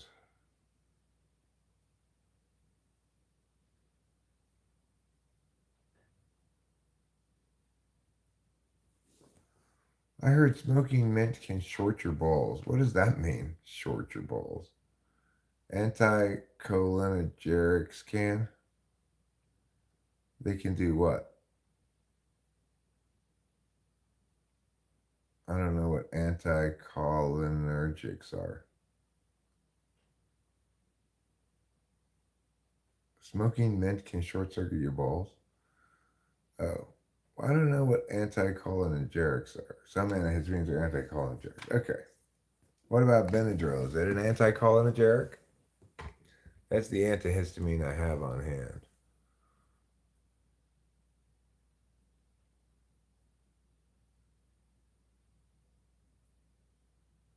Can you play Keep Writing Me by Your Pretty? It's a song. I see, Boba Fett.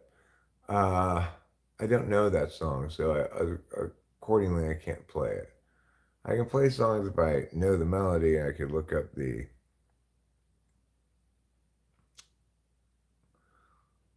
chords and stuff, you know.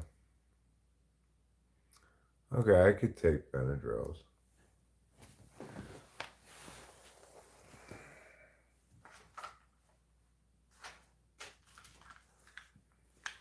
Of course, these will make me a little sleepy, but that's fine. I'm not planning on streaming all that. I am feeling kind of yeah, so.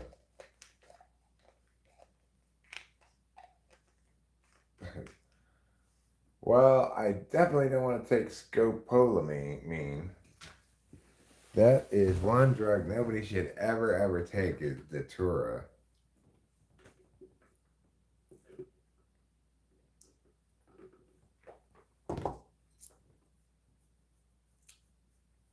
Do I know any Mark Knopfler songs? No. I'm not even sure who Mark Knopfler is. Boulevard of Broken Dreams. Rachel loves that song too and sang it last stream.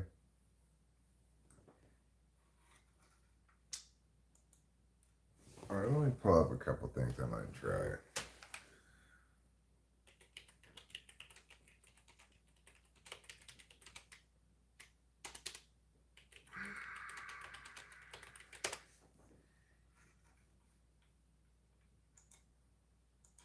Try this one. Boulevard of Broken Dreams.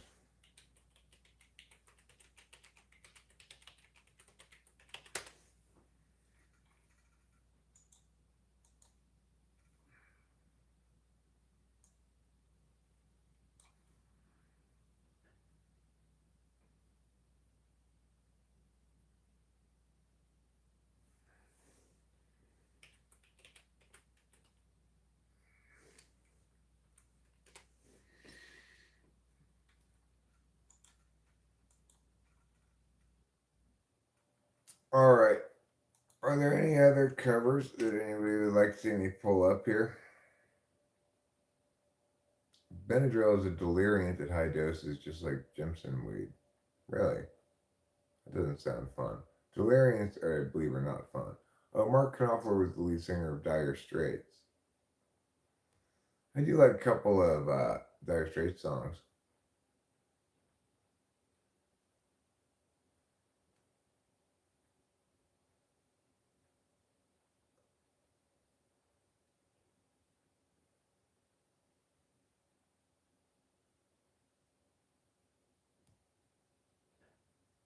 Alright, thanks, Winston's mom, for the link.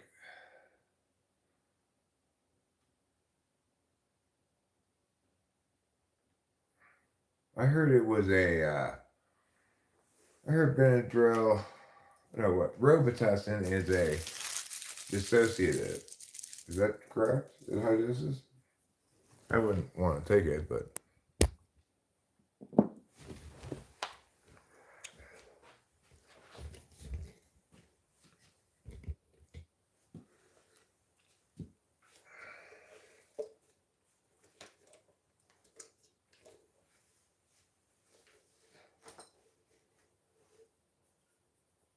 Some Robitussin? Seems like.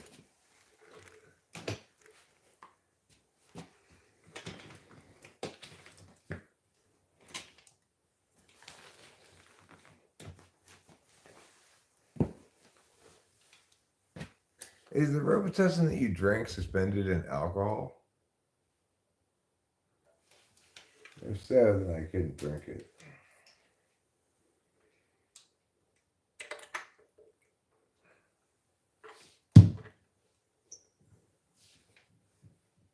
Yeah, I'm gonna play a couple of covers.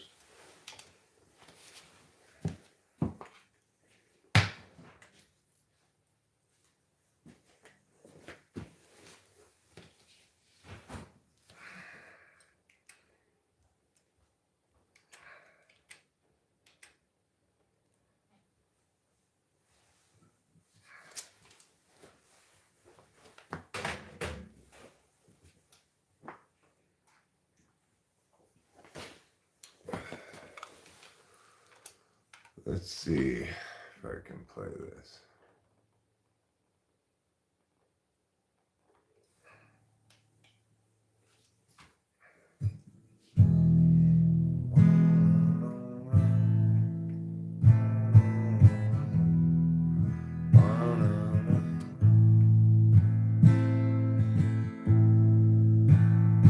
Just a perfect day.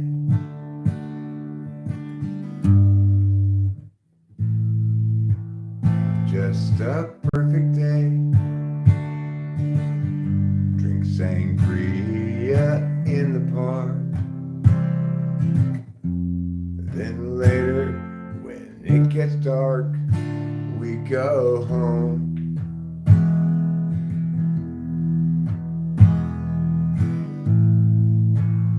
Just a perfect day. Feed animals in the zoo. Then later a movie too. And then home. It's such a perfect day. I'm glad I spent it with you. Oh, such a perfect day. You just keep me hanging on. You just keep me hanging on.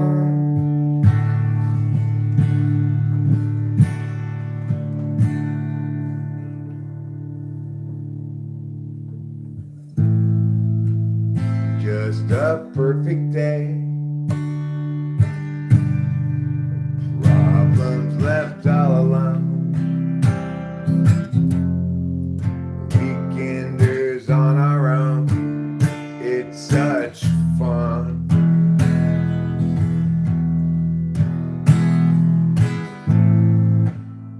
Just a perfect day. Made me forget myself. I thought I was someone else, someone good.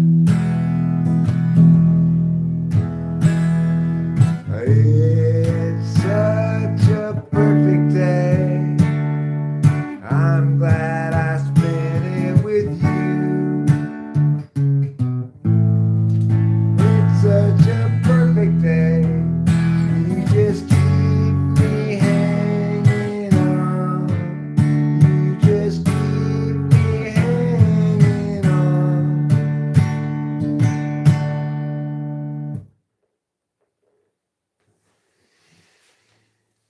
A good livery song.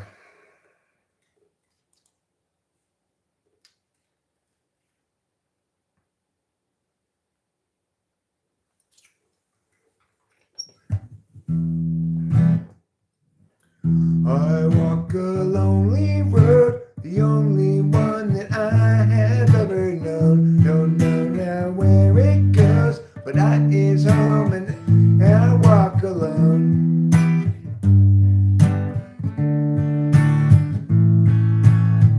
I walk this empty street on the boulevard of broken dreams, where this city seems I'm the only one, and I walk alone. I walk alone.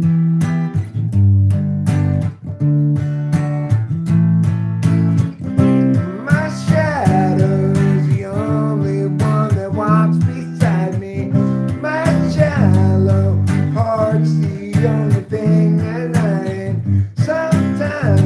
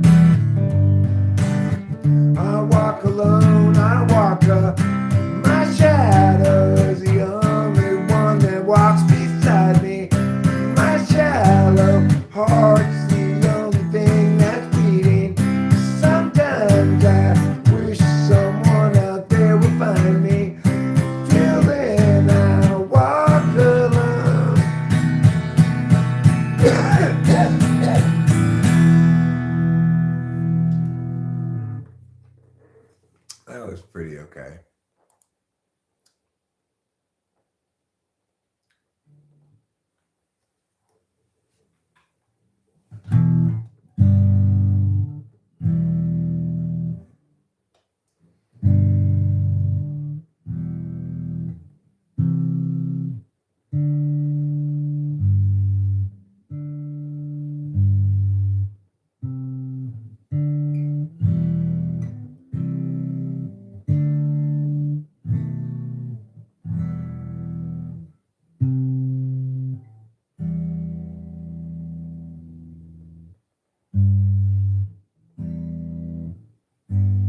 Now I've heard there was a secret chord that David played and it pleased the Lord. But you don't really care for music, do you? It goes like this: the fourth, the fifth, the minor fall, the major lift, the baffled king composing hallelujah, hallelujah,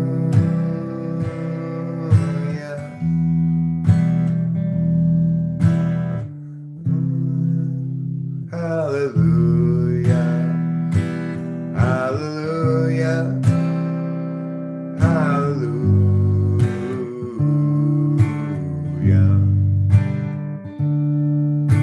Your faith was storm, but you needed proof. You saw her catching on the roof. Her beauty and the moonlight overthrew you. She tied you to a kitchen chair. She broke your throne. She cut your hair. And from your lips she drew the hallelujah. Hallelujah. Hallelujah. Hallelujah. Hallelujah.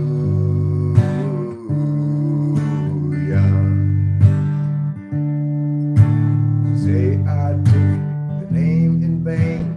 I don't even know the name. But if I did, well, really, what's it to you?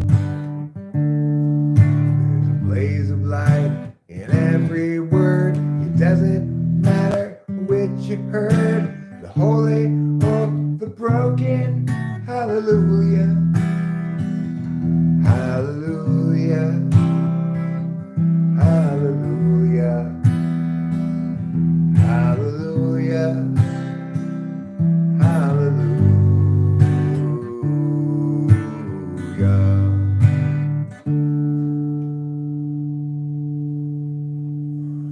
I did my best, it wasn't much.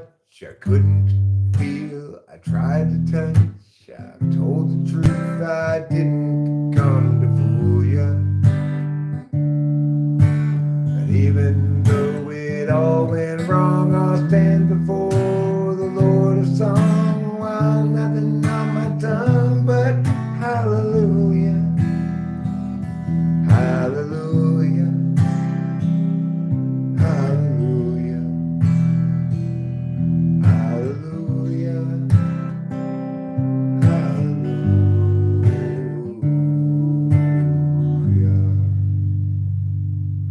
Such a good song. That's a well-written song. Boy, that's a fine, fine bit of songwriting there. That Leonard Cohen fellow is quite the songwriter. What do you want to link?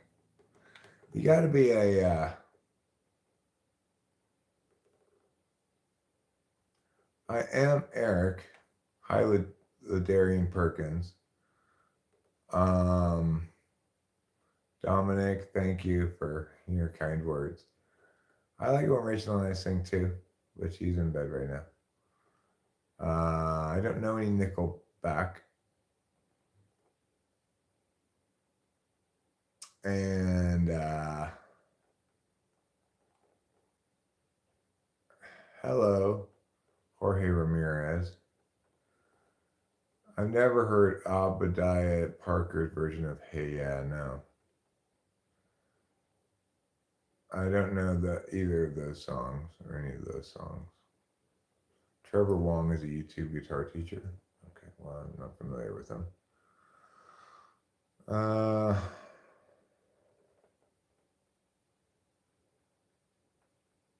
Yeah, so I don't have a K on the end of my name, just the C.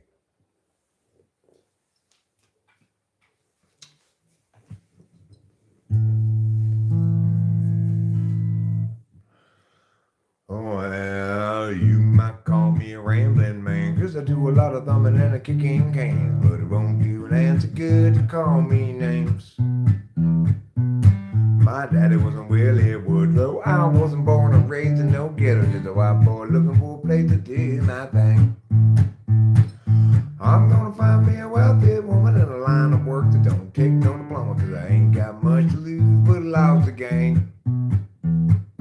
You might call me a good time fella, but I ain't no black and I ain't no yellow, just a white boy looking for a place to do my thing.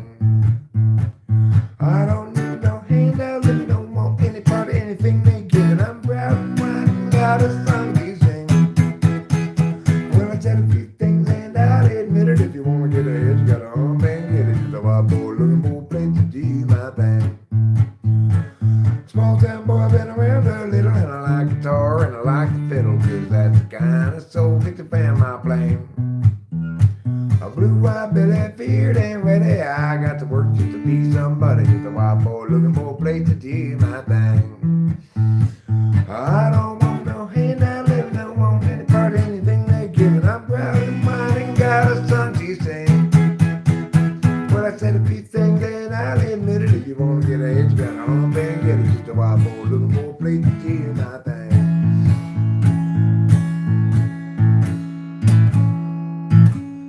Well, I said a few things and I'll admit it, if you want to get ahead, you got to hump and get it, just a white boy looking for a place to do my thing.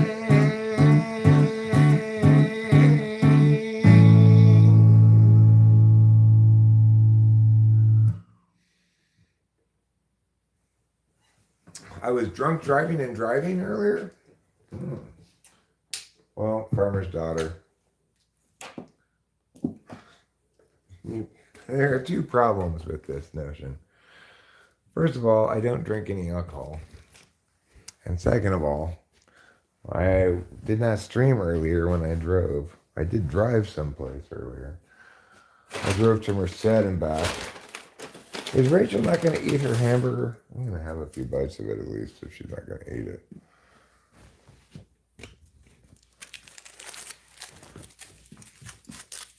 So you should also consider, farmer's daughter, the wisdom of willfully defaming people, right? You might think it's, oh, this is a funny prank or whatever, but you're actually potentially subject to civil liability when you defame somebody in this fashion. I'm not saying that I would ever try to sue somebody for something like this, but just keep that in mind when you.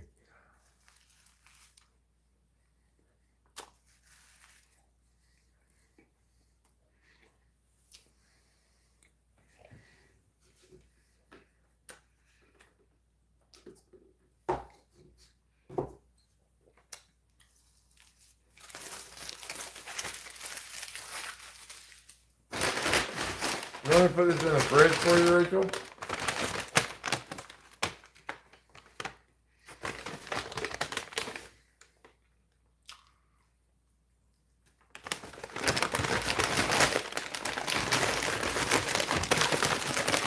Five Guys.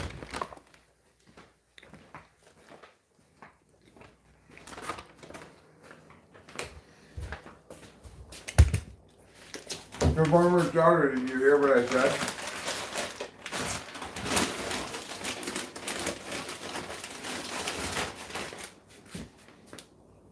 Hopefully you can, be responsible. At least respond to me.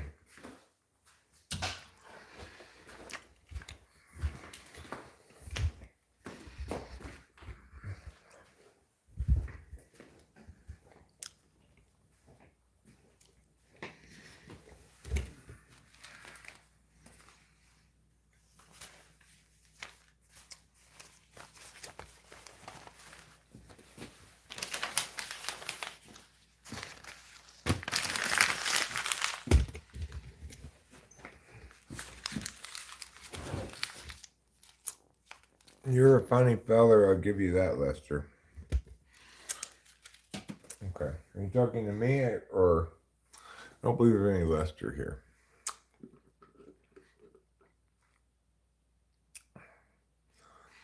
Well, do you think that you will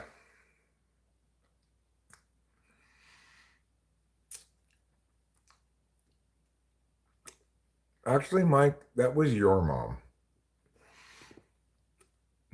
Mike Hunt says, "Wow, you're so handsome." My Mike Hunt's mom was lucky to have you inside of her. Yes, she was. Yes, she was. But you are not my son, okay? The kid is not my son. I am very familiar with all of you Mikes, by the way, of course. Not just Hunt, but also Uchi. Um, is everywhere. And believe it's not butter. Okay, well, it's also a compliment when I said it too.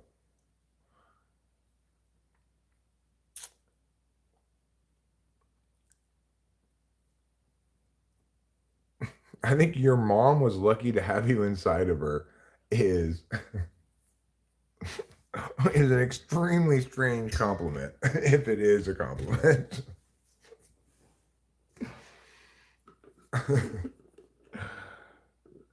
And it's coming from somebody named Mike Hunt, okay? So keep that in mind as well.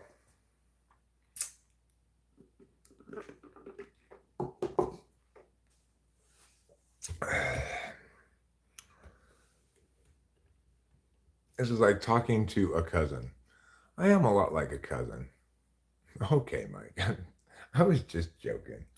It was low hanging fruit, you know?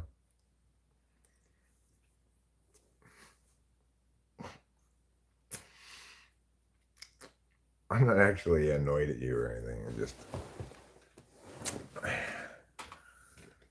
When you throw me a softball pitch, I'm going to just hammer it out of the yard, obviously.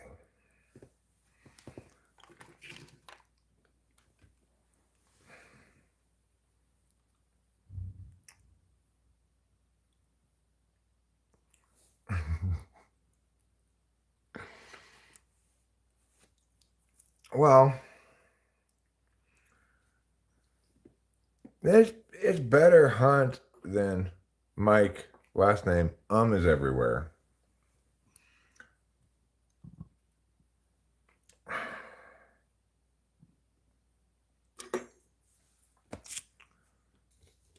What was my first job? I worked. I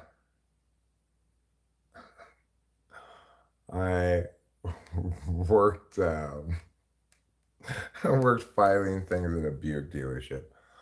Mike Hunt says, "I'm so glad you're here. Swimming through your dad's urethra must have been a short journey." I mean, I don't know if that's the case or not, really. I never measured my father's penis. Now he's dead, so it's too late.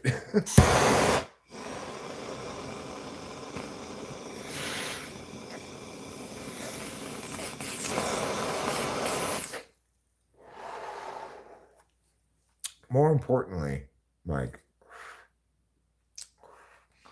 aren't you underestimating or failing to consider the role of the ovum in the creation of me? Is that really me when I'm just a sperm? Thanks, Edgars. I tried so many times, but my dad wouldn't let me. He's like, "What are you doing with our ruler, son?"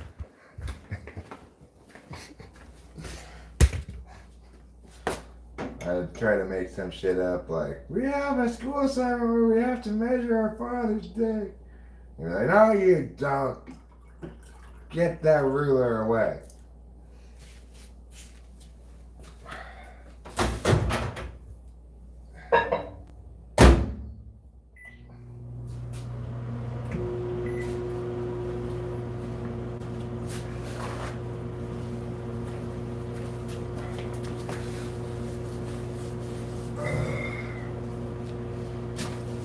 You know what?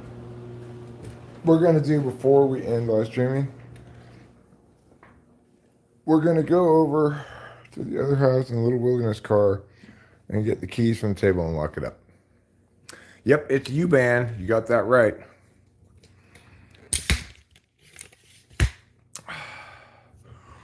Mike Hunt says, my bald head must have aided in my fast swimming. Well, had I been a swimmer, I suppose it would have done so, except I would have had to taken up swimming rather, on the later side. Obviously, when I was at the normal swimming age of, say, high school, in my 20s or whatever, I was not bald yet.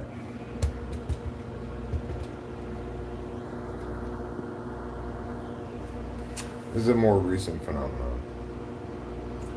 But it's a fair trade. Higher testosterone, lower hair.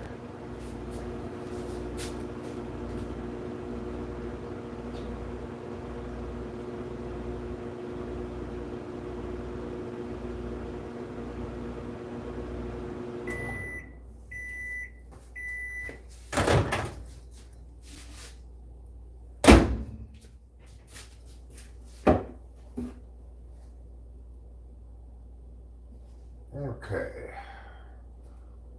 I'm going to scoop this. And scoop it in there with my scoop and spoon. Scoop a little bit more. Also going to use my scoop and spoon to do that. Alright. Now that the scooping part's done, I'm going to make my coffee extra creamy. When regular creamy is just not enough, try extra creamy. That's what I'm doing today. I'm going to add additionally a bit of milk. Just a splash. Just a splash of milk. Makes the whole thing come together like Judy and Scott's Christmas party last year. I don't know if you went, but it was a hoot.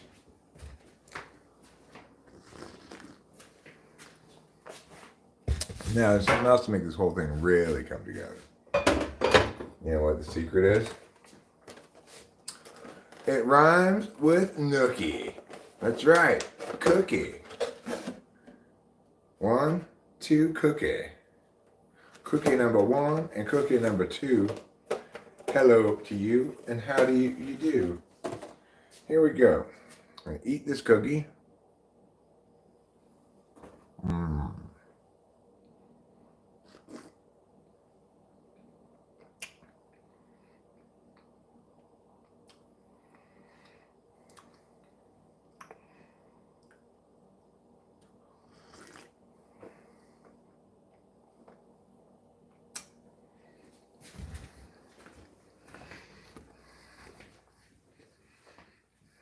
Let's see what Mike says here.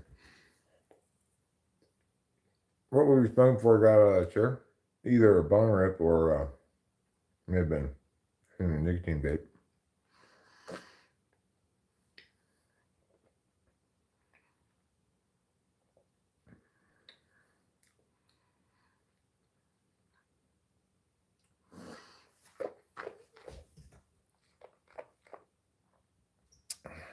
But you were good enough swimmer, you could have traveled back up your mom's leg. And then where would I have ended up? Back in the womb?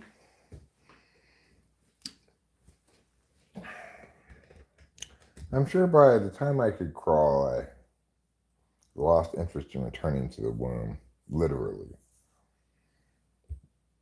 That's why I only return to the womb figuratively nowadays by having intercourse with my beloved wife. All right, you hit the sack, Edgar's Brick Films. I will have a good night.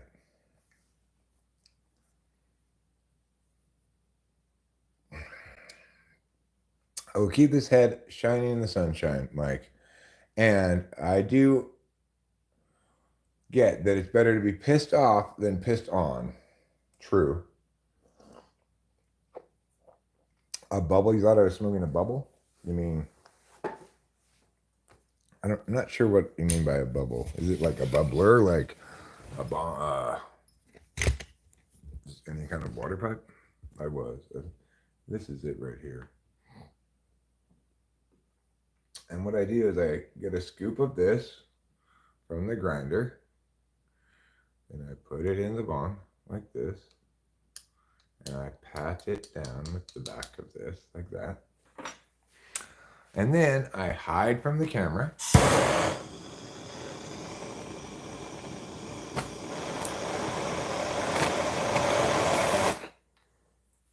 And I smoke the bong rip. Bye, Edgar's Brick Films. Have a great evening. Maybe I'm like the grandpa I never had too then. Do I like coconut? I don't like coconut anything.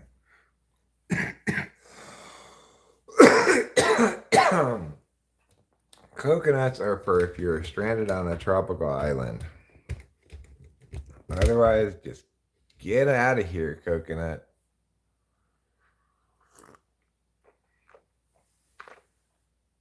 Why are you using a torch? You smoke something else besides weed? No, I don't. I have used a torch for the simple reason that it's the only lighter that I never put in my pocket and walk away with. It's always right here. And I also prioritize the bong rips not clogging over anything else. So it may not be the ideal temperature to burn your flower at or whatever, but I'm not that kind of weed snob or whatever. So I prioritize it not clogging, being able to drop the full bowl in one pull. Now I do also have weed concentrate, which if I had a platter, I might use this for that, right? But even those I just put on top of bong rips and smoke. Do I have a mailing address to send stuff? I should probably get a PO box. I have to go check it periodically. It's kind of annoying. And the reason I have this kind of torch is because it's the best kind of torch. It's the Bernzomatic. What's it called?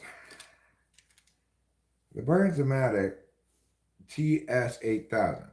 The reason it's the best kind is because it has automatic sparker. It's got a lock button. And it's got adjustable. See? I do. Okay? I use a bowl for that. I use a torch for that purpose. And the thing is, it was not always the case that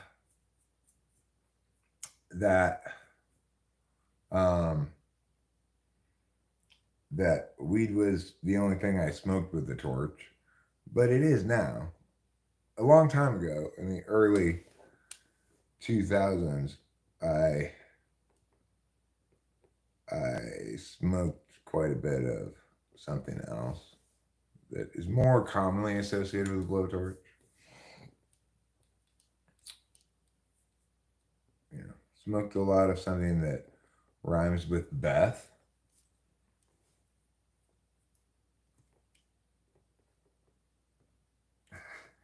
I think that's a good euphemism. Oh, back in 2002, I was spending time with Beth. But that was a long time ago. There's a lot of things that rhyme with Beth, King Cart. Okay, I could have been talking about.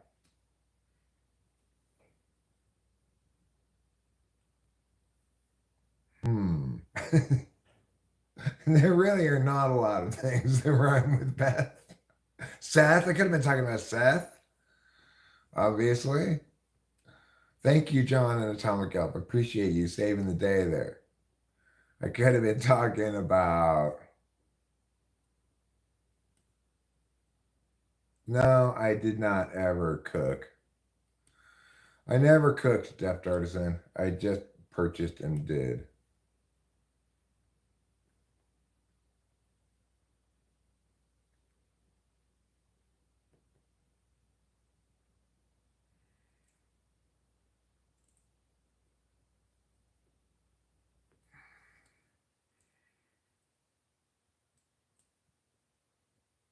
strong withdrawal.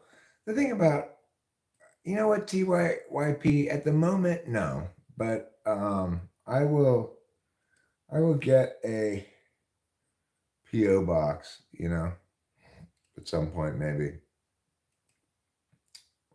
We don't really like a lot of objects, but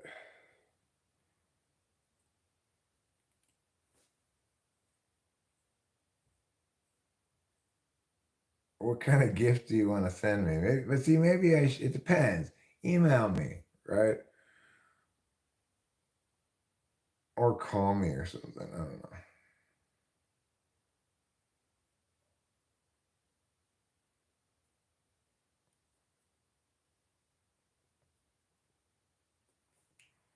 It's not impossible, TOIP. I've received presents from people before that I've appreciated a great deal. Like, for example, Winston's mom gave me this lovely hat.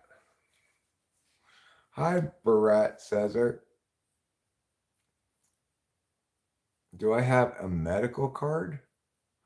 No, I live in California. I don't need any medical card. As far as withdrawals, when I quit doing meth, you don't really go through withdrawals. You just sleep.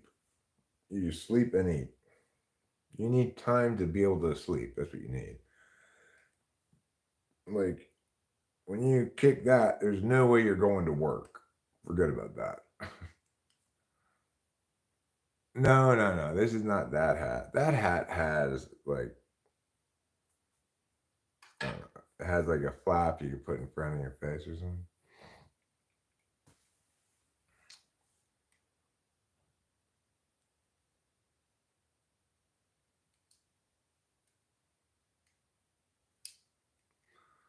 No, I never shot up anything. Except artisan. My mother said back in the day her doctor prescribed her diet pills. She stopped taking them because she felt like she wanted to do away with her kids. Later found out it was meth. They do have prescription meth. I don't think it normally makes people homicidal. I had a child at the time and I was actually a pretty good parent overall, while on it. So, I don't know. I love my daughter a lot and I did then and I still do now. And I haven't talked to her in a while. So, no, I never shot up anything. And I never got addicted to opiates or opioids. I, uh, I found they made me very sick. I just couldn't handle how sick they made me. Like anytime I did enough of an opiate, opioid, or anything like that to feel anything, I also got very pukey either during or after.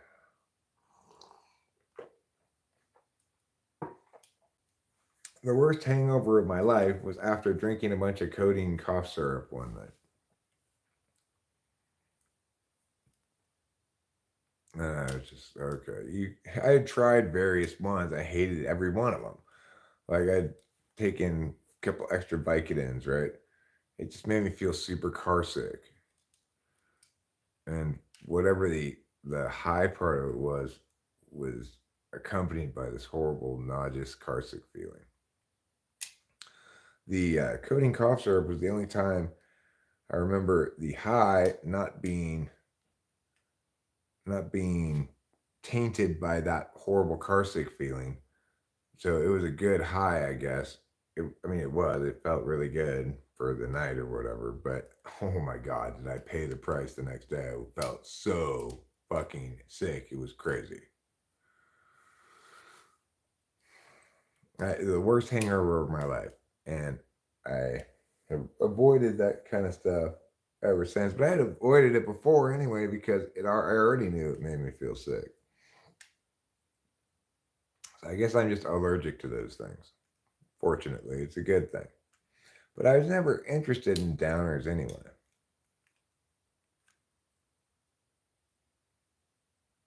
I always felt like whatever my intoxication, it should be connected to fun, not to like sleeping or whatever. nodding off.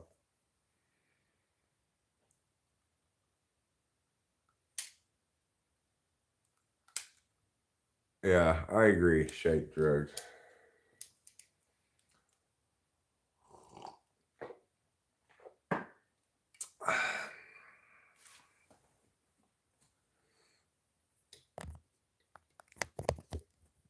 So, anyhow, we've got. I had a big bill today, but I don't feel too bad about it because it was what I expected, and I'm pleased with the place. The service is so much better an experience than going to the vet in LA.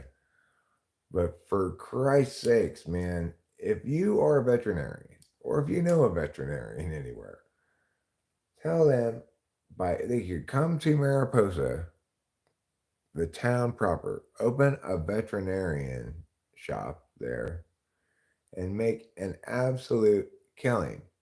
It is so difficult to get into a veterinarian around here. Everybody's booked for like 2 weeks in advance with appointments and stuff. Horrible. I had to go to Merced.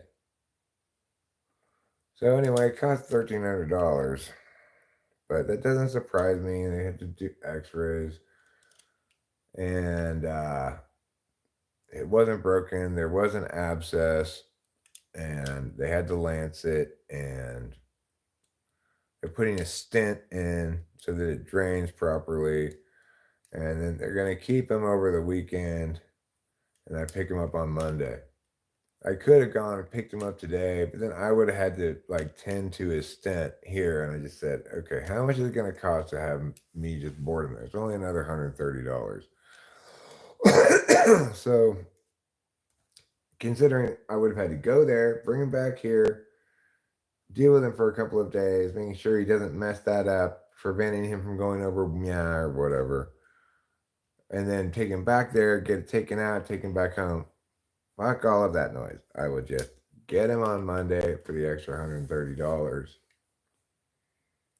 That's not too bad. They're very, very prompt and effective there. I got there by 2:30. I didn't wait for shit, man. I didn't wait more than 5 or 10 minutes at the most. I just filled out these papers, I gave them to the lady. Got seen like right away. First, the helper lady came in, asked me questions, wrote some shit down, weighed trouble. Then the vet came in and took his temperature by sticking a thermometer in his butt. And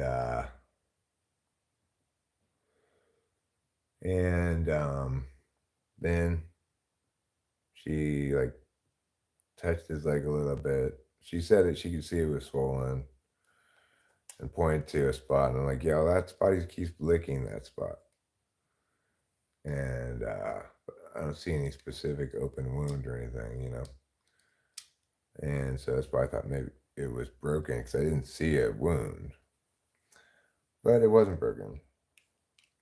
Anyway, I could not believe what a good kitty trouble was.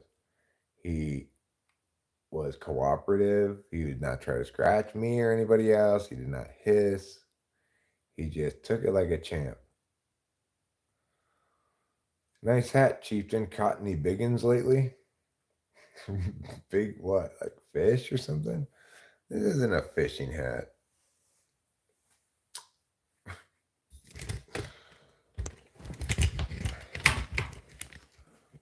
If you were to look at this outfit, I think it says farmer more than fisherman, really. It says maybe fancy farmer.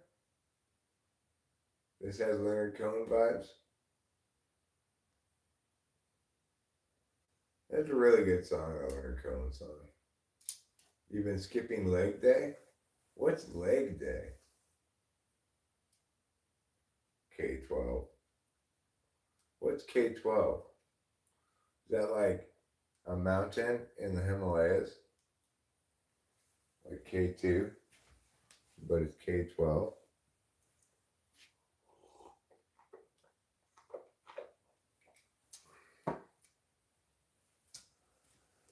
Oh, working out my legs is leg day? Well, I do this a lot of times when I'm just standing here, I'll go like this. K-12 is a military unit in Ukraine. Well, I wish, I guess it depends on which side you're on as to whether I wish you well. But thank you for answering the question.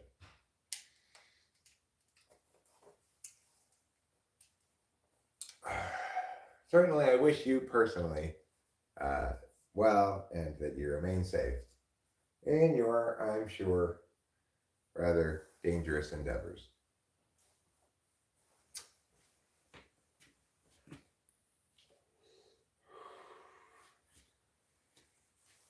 Yeah, that's what made me wonder about that.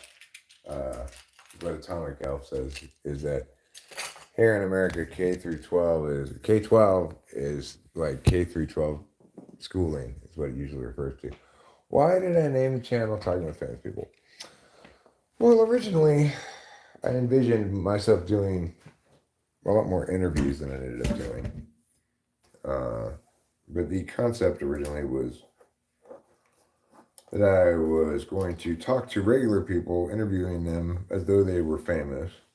And the conceit of the channel would be something like, whereas famous as we are, as there are interesting things about us, and as we want to treat one another, this is kind of like the conceit of the channel. But I didn't end up doing that very much. I tried for a while to do interviews with people, but I found it difficult to find people to interview. Of course, now I'd probably find it easy because I've got much more of a platform, and I could probably produce pretty good interview videos of regular people.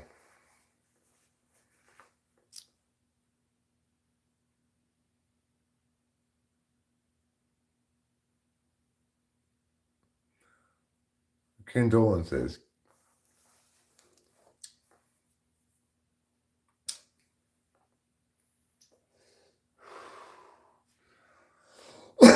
So,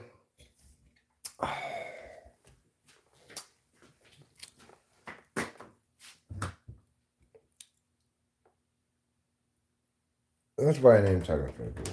But since the basic idea of the channel still remains as true as it ever was, because what am I doing right now? I'm just talking to regular people. And that makes you famous people, because you're talking with famous people.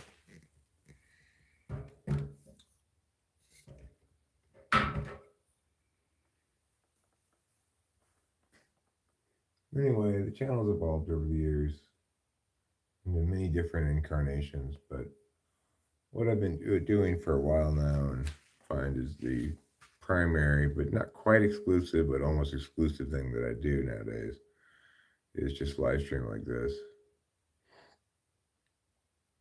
Hope for a sufficiently provocative title / timing moment in which I get a fair amount of action in the chat to engage a fair amount.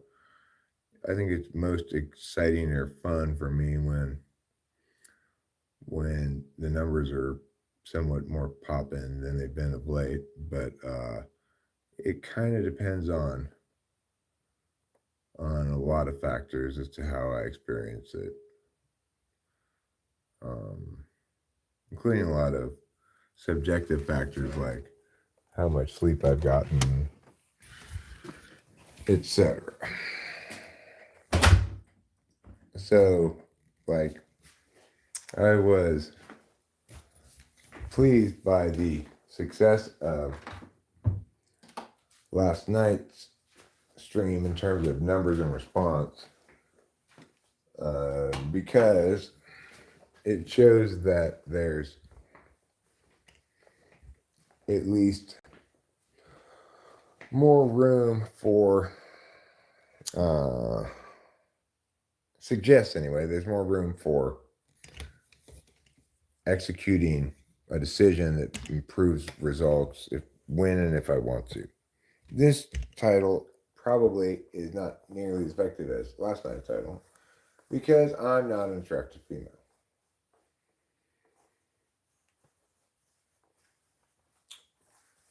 Skipping out leg day. I'm skipping on leg day. You know why I'm skipping leg day? Because I'm not hugely interested in exercise.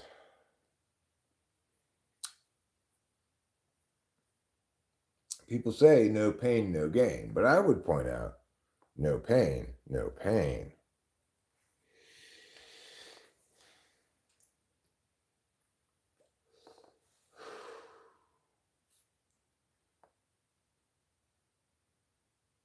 It's called the Trousdale Traveler, which is Travalier, and it's Italian for fancy fisherman. Skipping leg day. Skipping leg day is a good live stream title. It's true.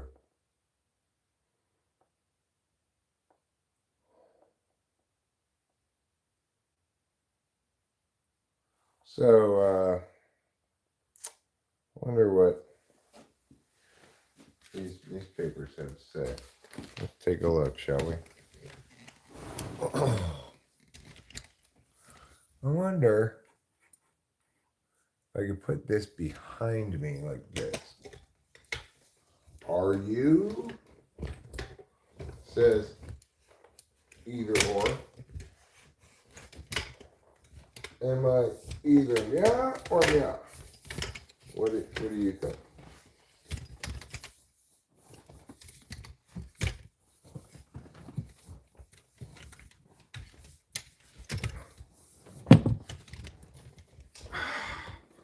That doesn't work at all. What is wrong with you, son? Just go like this. There. Now we can read properly together. See what it says in the newspaper. I could take my hat off. That might be in the way if I leave my hat on. Did you know that beavers stop chewing through a tree to listen for the cracking noise that indicates the tree is about to fall? No, I did not know that. So this newspaper that we're reading today is called the Mariposan.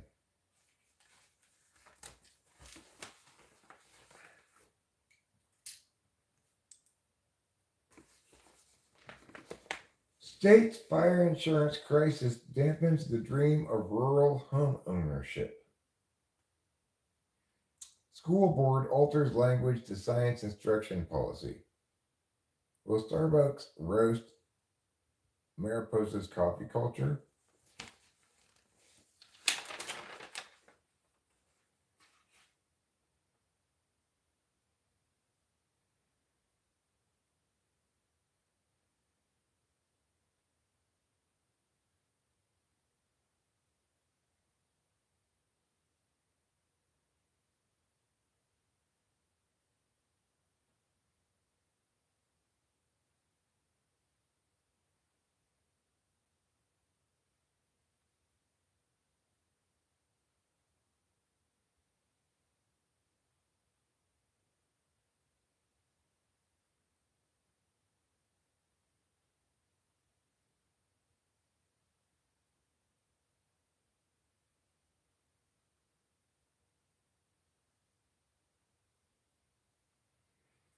So this is a very scathing and effective critique of the state's quote unquote fair plan, which causes all the various insurers to basically collude.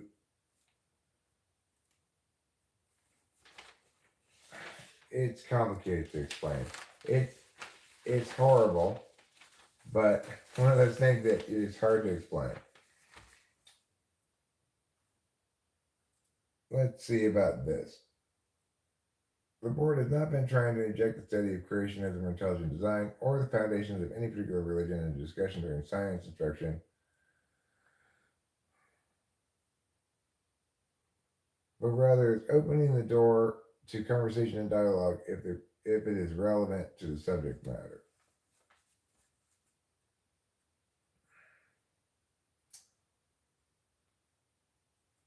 In other words, if a student suggests that a discussion of the theory of evolution that is in the Quran states something different, the teacher doesn't shut down the conversation stating that it is prohibited, but instead can either entertain the contribution to the conversation or tell a student that it's something they can discuss at another time, possibly after class.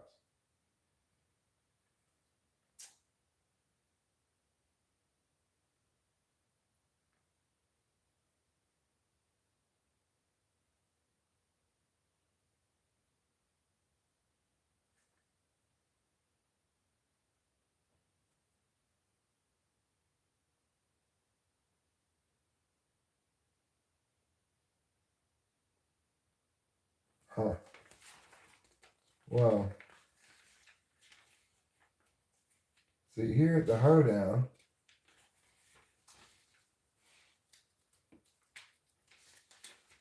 on Saturday, June 29th, is the Small Town Hoedown. $30 each for adults. Includes full barbecue dinner plus hot dogs, chips, and drinks for the kids. Um,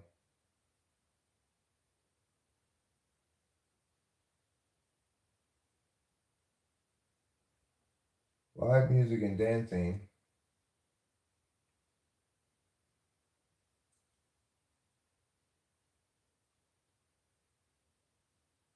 What I like here is they have gun raffles. I want to go to the gun raffle. Okay, what else do we got here? Tourism spending ballooned to 433 million last year. Well, that's good.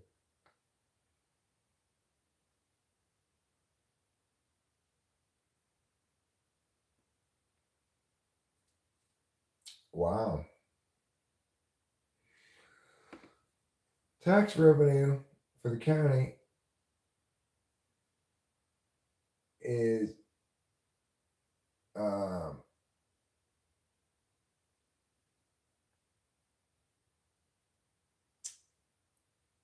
it comprises 51.9% of all the taxable spending in the county, and the tax revenue per visitor breaks down to $6,000 per household in Mariposa County. This is the second highest per household figure in California behind Mono County. Wow.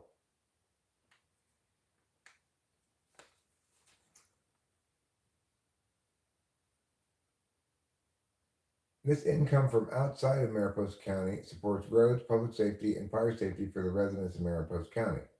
Despite all of the improvements in visitor spending, jobs, and visitor-generated taxable sales, Mariposa County is still working to return to its pre-pandemic spending totals of 2019.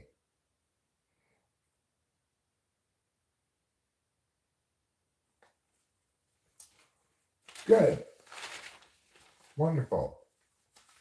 What a wonderful place I live in. It truly is a wonderful place. I really like this magazine here. I'm glad we get it.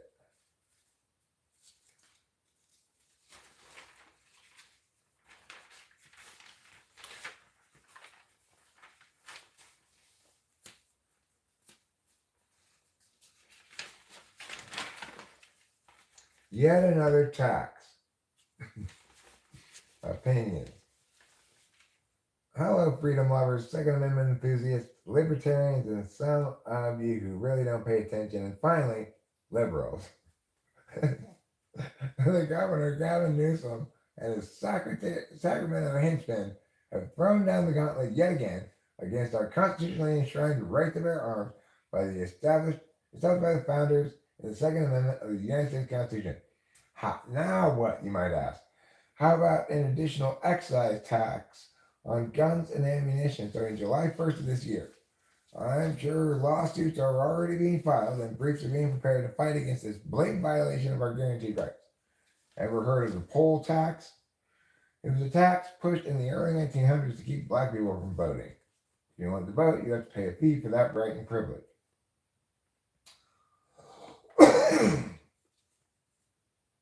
The 24th Amendment was passed in the early 60s to end this so-called tax. 11% tax.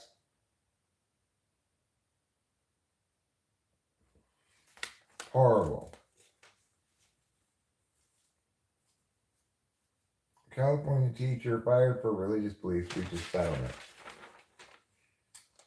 Starbucks. Local coffee establishments are concerned.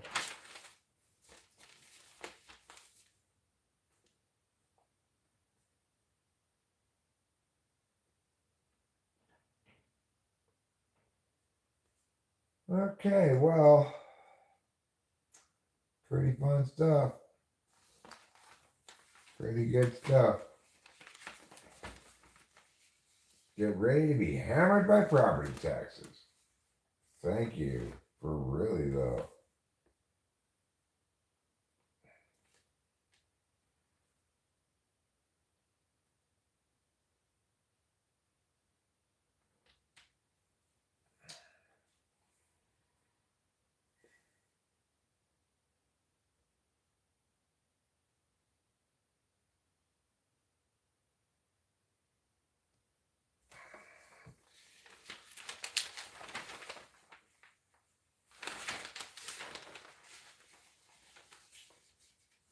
Study links third mRNA vaccine dose to increased cancer mortality for 6 specific types of cancer.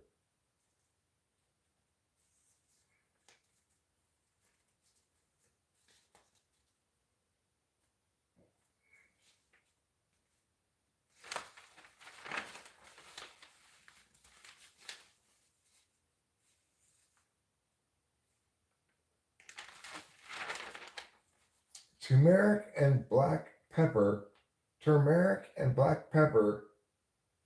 becomes a bioavailable powerhouse of healing when combined.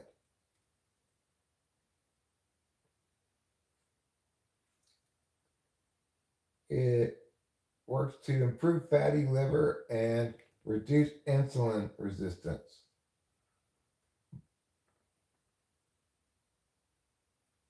Turmeric. Where do you get turmeric from? What is turmeric?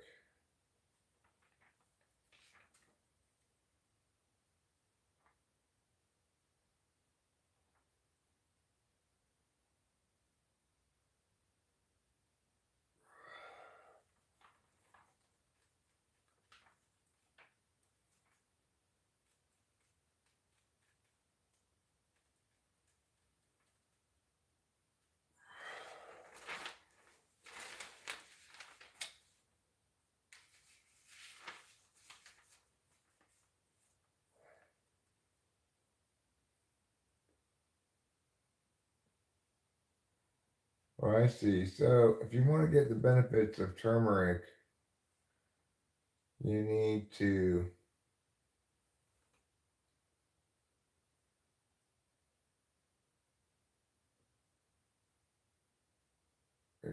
put black pepper on it. All right, well, that's fun to know. That's fine. Oh, I see. This is a different newspaper than this one.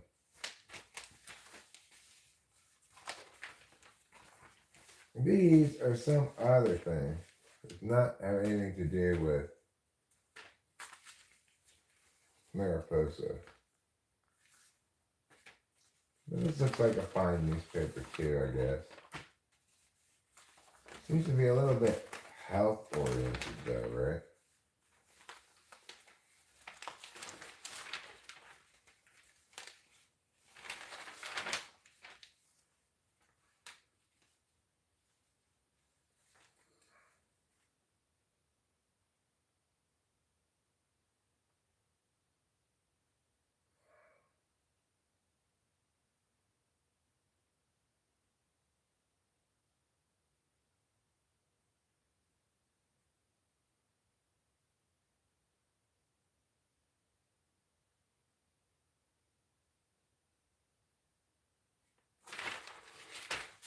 Well, all right, fine.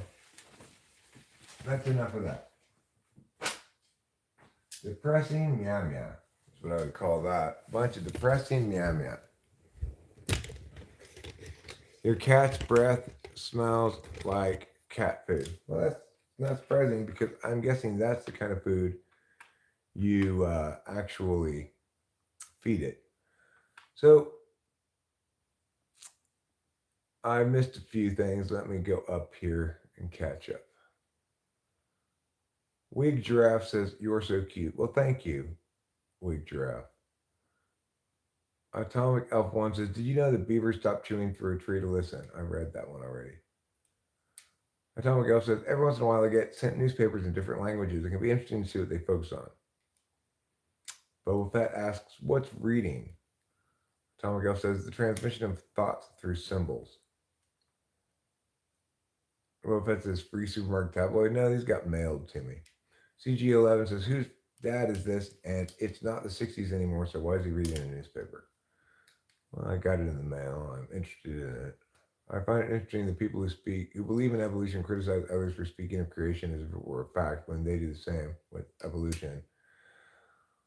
Well, I mean, what I criticize in general about evolution is they want evolutionists typically would like it to be positioned as the science alternative to creationism. The problem is evolution needs to not worry about creation at all. It needs to see if it validates as a theory independent of anything else based on whether or not it actually explains what it purports to explain. It does not. I don't think creationism explains anything either. But evolution purports to be science and be a science explanation, and it absolutely fails to explain.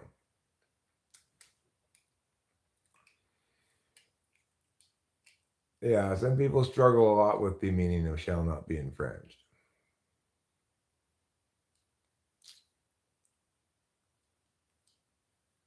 But then also some people misunderstand the meaning of Congress shall make no law. So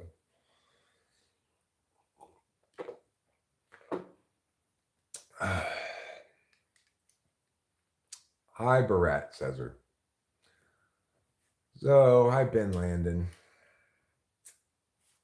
Let me see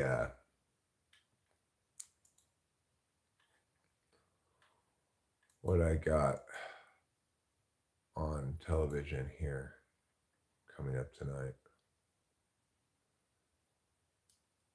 I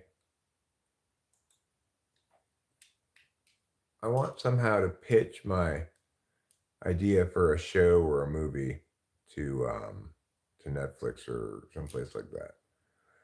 The idea being that a UFO lands not in any nation state, crashes, lands, doesn't crash, lands in not in a nation state, but instead in drug cartel territory in Mexico, and the drug cartel gains control of it.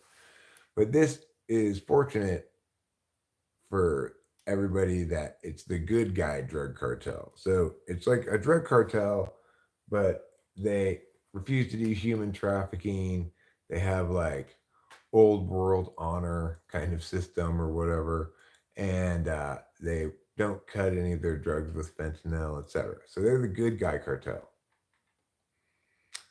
And um, anyway, they get it. This alien lands in their territory because he's choking on a space peanut, and he gets tumbled out and he dies.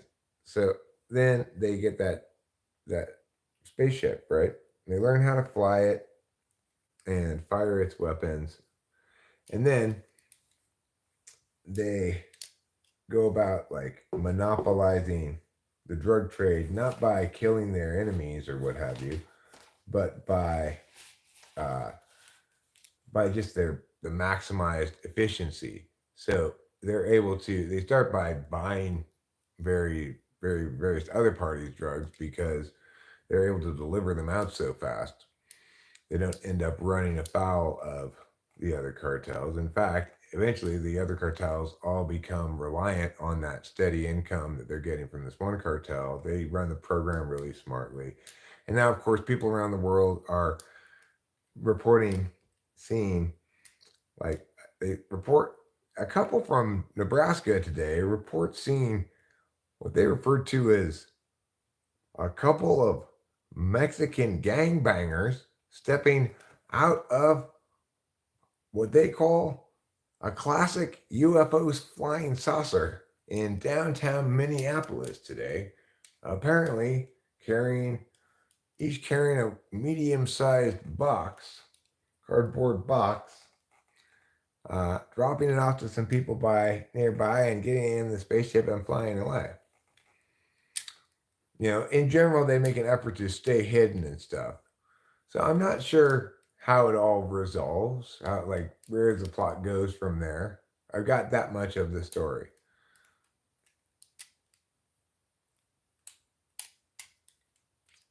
But I think,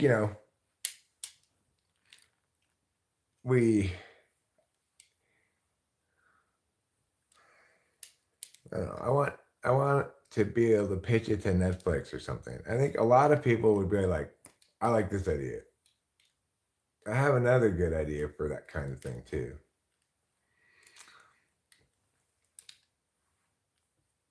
Which is basically, I've got a couple of other good ideas. I've got a good idea for anime. I've got a good idea for either a movie or a episodic show potentially.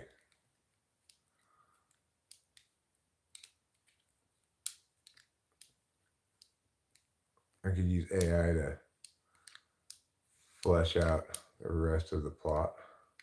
I think I've seen Monster, Death Artisan. I think I've watched it all.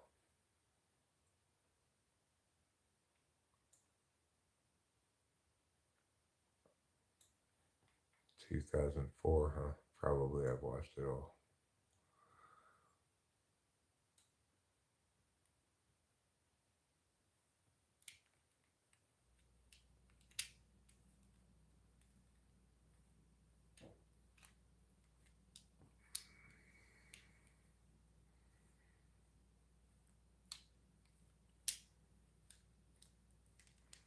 Of course, I don't even know if there's, if like you can even get that kind of work anymore. Like, here's an idea. Okay, we'll write a treatment. We're interested in reading it, or something like that. And then I say, okay, what exactly is a treatment? And they explain it to me, and I do that, etc.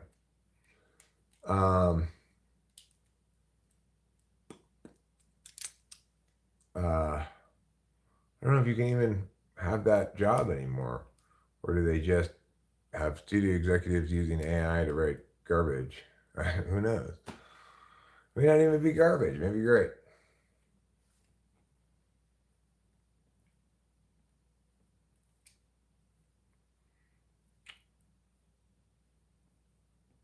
Well, that's not a very chancy idea, right? That's not very chancy.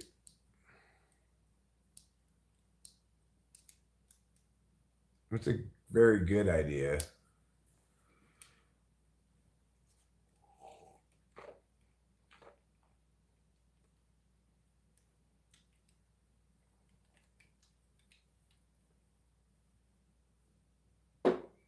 I see. Okay. Well, I mean, that would be a great pilot. Pilot episode is like, would be fantastic.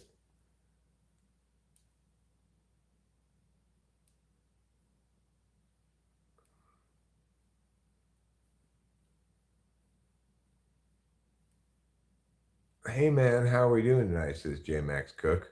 I'm doing quite well.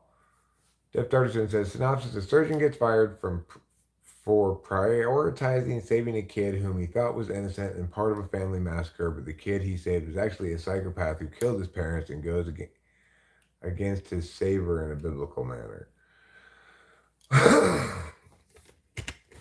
Worst day at the hospital ever.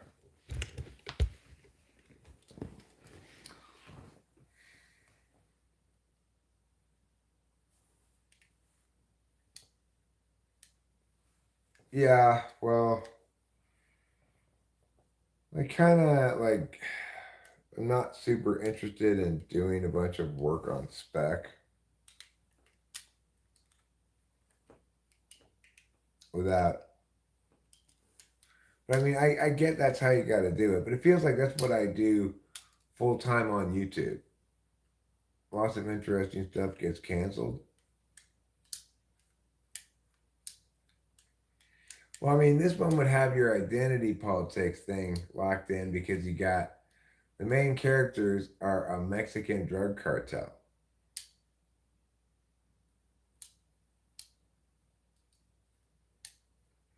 And like the moral of the story is the Mexican drug cartel does a better job of having alien technology and using it well than the government would if they had it, you know? At least they're using it to deliver drugs to people who want them.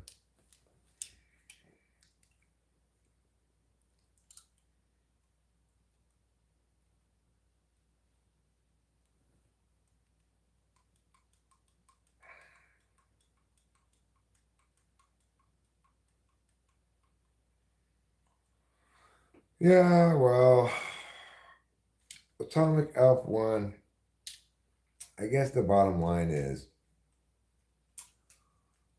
I have to commit to a certain concept, do that work.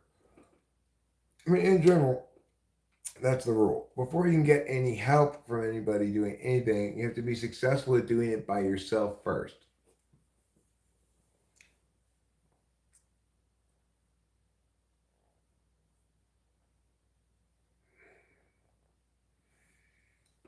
So that's true. All right. Well, I guess I'm going to wrap this up. I think I'll wrap this up, watch cartoon or two, and then maybe go to the bread, hit the hay.